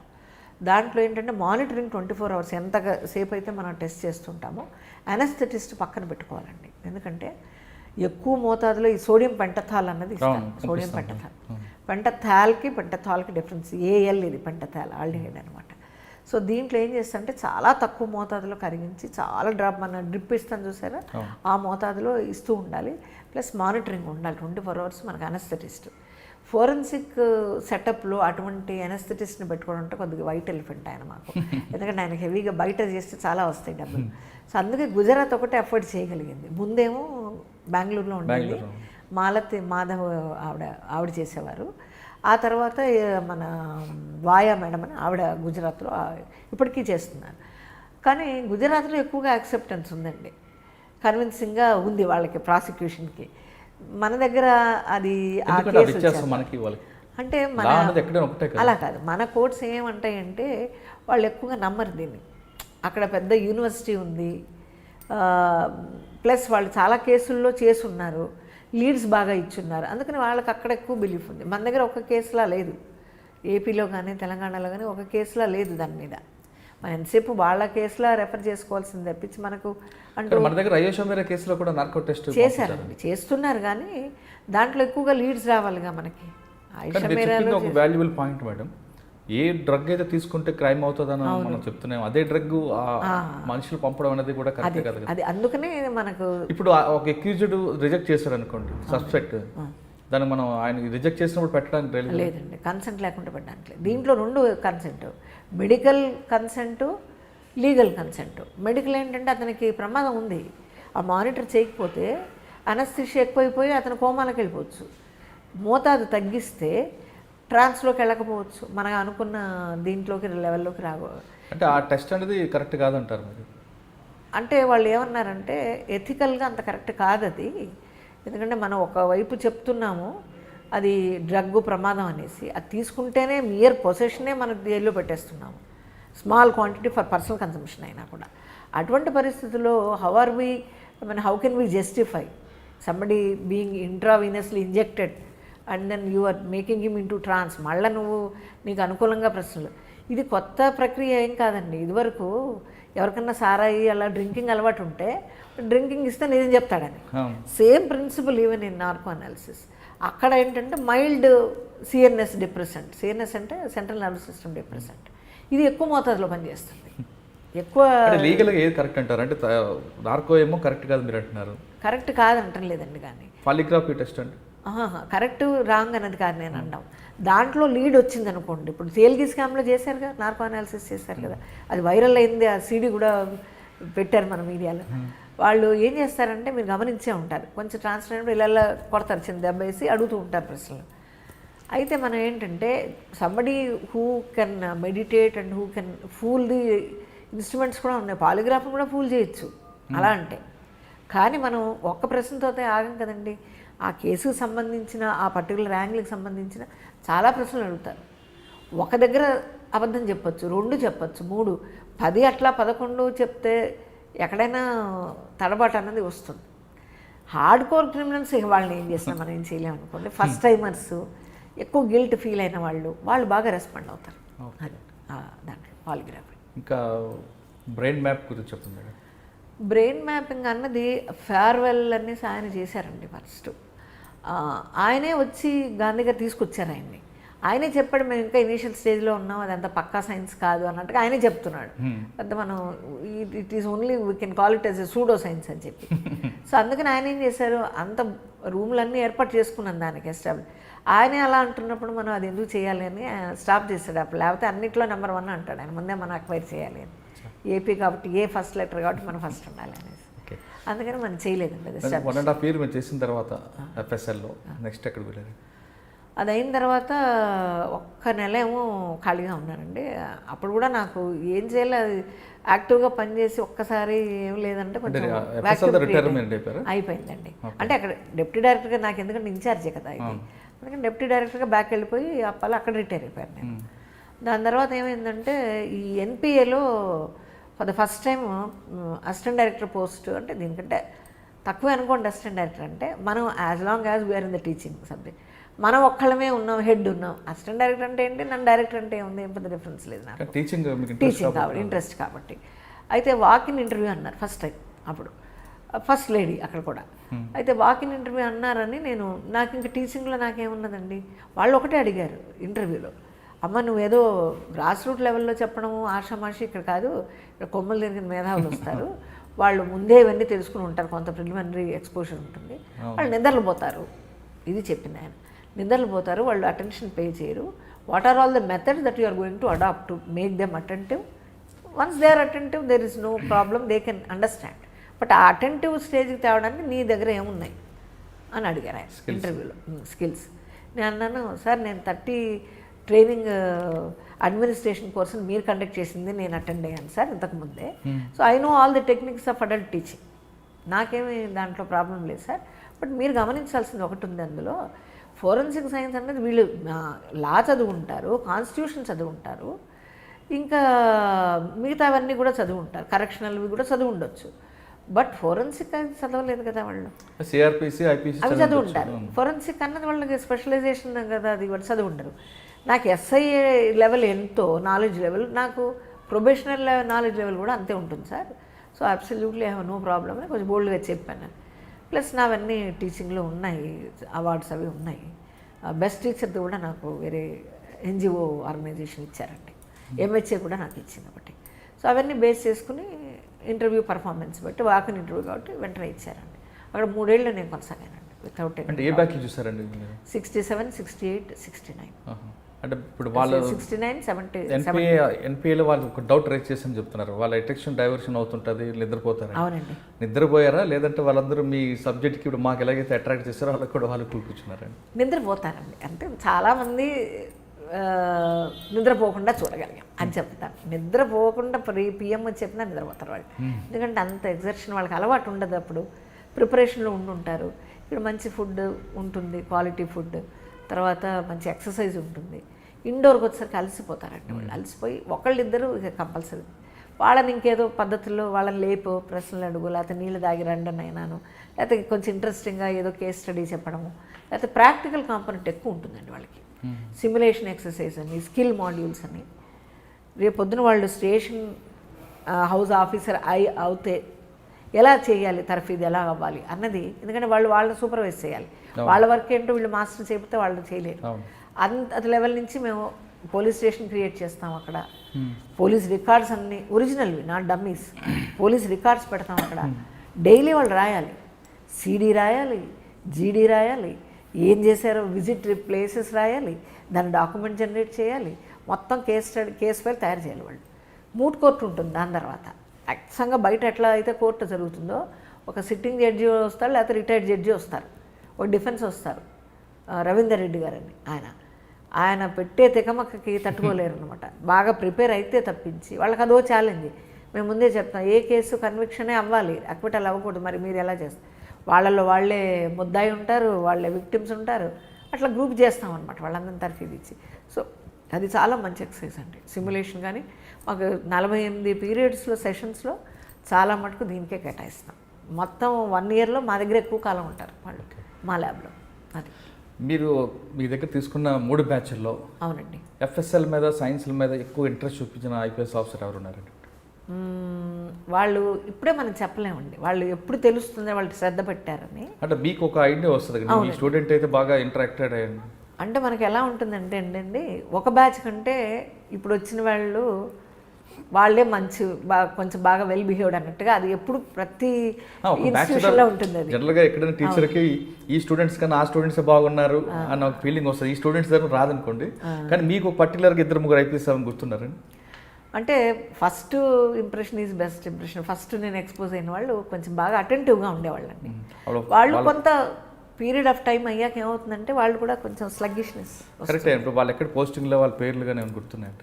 పేర్లు చాలామంది ఉన్నారు కాబట్టి అంతగా గుర్తుంటుంది. కానీ వాళ్ళు ఏం చేస్తారంటే ఫీల్డ్కి వెళ్ళాక చాలా ఇప్పటికీ వస్తుంటాయి నాకు ఫోన్లో, మేడం అప్పుడు అట్లా చెప్పారు, నాకు అట్లాంటి సిమిలర్ కేసు వచ్చింది. ఎవరు రెగ్యులర్గా టచ్లో ఉన్నారండి? పేర్లు నేను గుర్తుపెట్టుకున్నాను, ఎందుకంటే నాకు మ్యాటరే ఎక్కువ ముఖ్యం అని. పేర్లతో నేను కేస్ స్టడీ ఫోన్ చేస్తాను. కేస్ స్టడీ కాదు, యాక్చువల్ కేసు అవుతుంది అనమాట. వాళ్ళు క్యాడర్స్ ఇచ్చేస్తారు కదా ఇక్కడ అయిపోగానే. వెంటనే వాళ్ళు 2వ రోజో 3వ రోజో అడుగుతారు అనమాట, మేడం ఇలా సెన్సేషనల్ కేసు వచ్చింది, ఇవి ఉన్నాయి ఎగ్జిబిట్స్, నేను ఇలా అన్నాను, ఏ ప్రశ్నలు అడగాలి, I have frame this question like this, can this be modified, can it be made a little better, అట్లా అడుగుతూ ఉంటారు అనమాట. ఒకటిగా చాలామంది అడుగుతూ ఉంటారు నన్ను. సో మనకి అది చెప్పడం. మన తెలుగు రాష్ట్రాల్లో బాగా నచ్చిన ఐపీఎస్ ఎవరు ఉన్నారు మీకు? నాకు అట్లా గుర్తుపెట్టుకోనండి నేను, ఎందుకంటే I don't want to be prejudice. అట్లా గుర్తుపెట్టుకోను నేను. అందరూ నాకు ఈక్వలే. దాని తర్వాత ఎక్కడికి వచ్చారు మీరు? ఎన్పిఏ తర్వాత? ఎన్పిఏలో 3 ఏళ్ళు ఉన్నానండి. ఈ మధ్యకాలంలోనే అది టెన్యూర్ అయిపోయింది నాకు. 3 ఇయర్స్ అంటే మనం అదే పే ఉంటుంది మనకి. వాళ్ళు ఏంటంటే ఇంకా ట్రై చేస్తాము, కొత్త యంగ్ బ్లడ్ అని అనుకోవచ్చు. ఎందుకంటే నాకు ఆల్రెడీ 65 అయితే మ్యాక్సిమం అయిపోతుంది అక్కడ. నాకు అవ్వలేదు అనుకోండి 65. 3 ఇయర్స్ పని చేశాక వాళ్ళు దే విల్ ట్రై డెప్యుటేషనిస్ట్ ప్రిఫర్ చేస్తారండి వాళ్ళు. ఎందుకంటే అవుట్ సోర్సింగ్ కొంచెం ప్రాబ్లం వాళ్ళకి. ఇంకా ఆప్షన్ లేకపోతే అది తీసుకుంటారు. సో ఆ రకంగా వేరే వాళ్ళని తీసుకున్న టెన్యూర్ అయిపోయింది. తర్వాత ఏం చేశానంటే లా మొదలుపెట్టా చదువుదామనేసి. అందుకు కొంచెం రిలేటెడ్, మా అబ్బాయి కూడా లా ఫీల్డ్లోనే ఉన్నాడు, అందుకని లా చేస్తే బాగుంటుంది కదా అని మొదలుపెట్టాను కేవీ రెడ్డి కాలేజీలో. అయ్యాక సిడిటిఎస్ అని సెంట్రల్ డిటెక్టివ్ ట్రైనింగ్ ఇన్స్టిట్యూషన్, ఆయన ప్రిన్సిపాల్ గారికి నాకు ఎక్కడ పరిచయం అంటే డ్యూటీ మీట్స్, అది చెప్పడం మర్చిపోయా. డ్యూటీ మీట్స్ నాకు చాలా ఇంట్రెస్టెడ్ సబ్జెక్ట్ అది. దాంట్లో ఏంటంటే మన కంటింజెంట్ ఏపీ నుంచి తెలంగాణ, అప్పట్లో ఏపీ ఒకటే ఉండింది కదా, అప్పుడు వాళ్ళని తీసుకెళ్ళి మధుబన్ అనే ప్లేస్లో అక్కడ తర్వాత చెన్నై, ఈ 2 ప్లేస్లో కూడా నేను వాళ్ళని తీసుకుని వెళ్ళాను. మ్యాక్సిమం మెడల్స్ వచ్చాయి ఇప్పుడు, మ్యాక్సిమం. అప్పటి నుంచి నాకు కొంచెం ఇంట్రెస్ట్, ఆఫీసర్స్ కూడా ఈ అమ్మాయి కూడా కొంచెం ఈ ఫీల్డ్లో బాగానే చెప్పగలుగుతుంది అని ఒక నమ్మకం అన్నమాట. So out side the AP ఉంటే ఎలాగో మనకే వస్తాయి, అది అండర్స్టూడ్. ఏ స్టేట్లో ఉంటే వాళ్ళకి మ్యాక్సిమం వస్తాయి. అలాగే out side AP maximum medals వచ్చింది ఆ టైంలో, ఆ మధుబన్లో ఉన్నప్పుడు మొత్తం షీల్డ్ మనమే కొట్టాం అప్పుడు. అది తర్వాత ఈ చెన్నై మనకు నెక్ టు నెక్ కాంపిటీషన్, వాళ్ళు కూడా అంత బాగా ప్రిపేర్ అవుతాయి. మనకు అన్ఫార్చునేట్గా ఏంటంటే మన వాళ్ళు ఎక్కువ ఫోకస్ ఇవ్వలేదు, స్పోర్ట్స్లో పెట్టేశారు దాన్ని తీసుకెళ్ళి. ప్రొఫెషనల్ అక్యూమెంట్ చూసినప్పుడు కొంచెం వేరే చేయాల్సింది, కానీ వీళ్ళ ప్రీ ఆక్యుపేషన్ ప్రయారిటీస్ వేరే ఉంటాయి కదండి, దానివల్ల కొంచెం డైల్యూట్. అప్పుడు పరిచయం ఆయన పరిచయం, అప్పుడు గుర్తుపెట్టుకున్నారు ఆయన ఇలా చేశానని. ఆయన ఫోన్ చేశారు నాకు ఒకసారి, అమ్మ ఇలా అవుతున్నాయి, నన్ను అనుకోలేదు ఆయన, మీకు ఎవరన్నా తెలుసున్న ఇంత అనుభవం ఇక్కడ పనిచేశారు కదా, ఎవరన్నా డివైఎస్పీ, అక్కడ డివైఎస్పీ అంటారు, నామన్ క్లేచర్ ఒక్కొక్క దగ్గర డిఫరెంట్, అక్కడ అసిస్టెంట్ డైరెక్టర్ ఉన్నారు, ఇక్కడ డివైఎస్పీ అంటారు. అయితే ఆయన అన్నారు, ఎవరన్నా మీ ఎరకలో ఉంటే కొంచెం నాకు చెప్పండి, we are conducting, we are short of people, please help me out in the process of recruitment.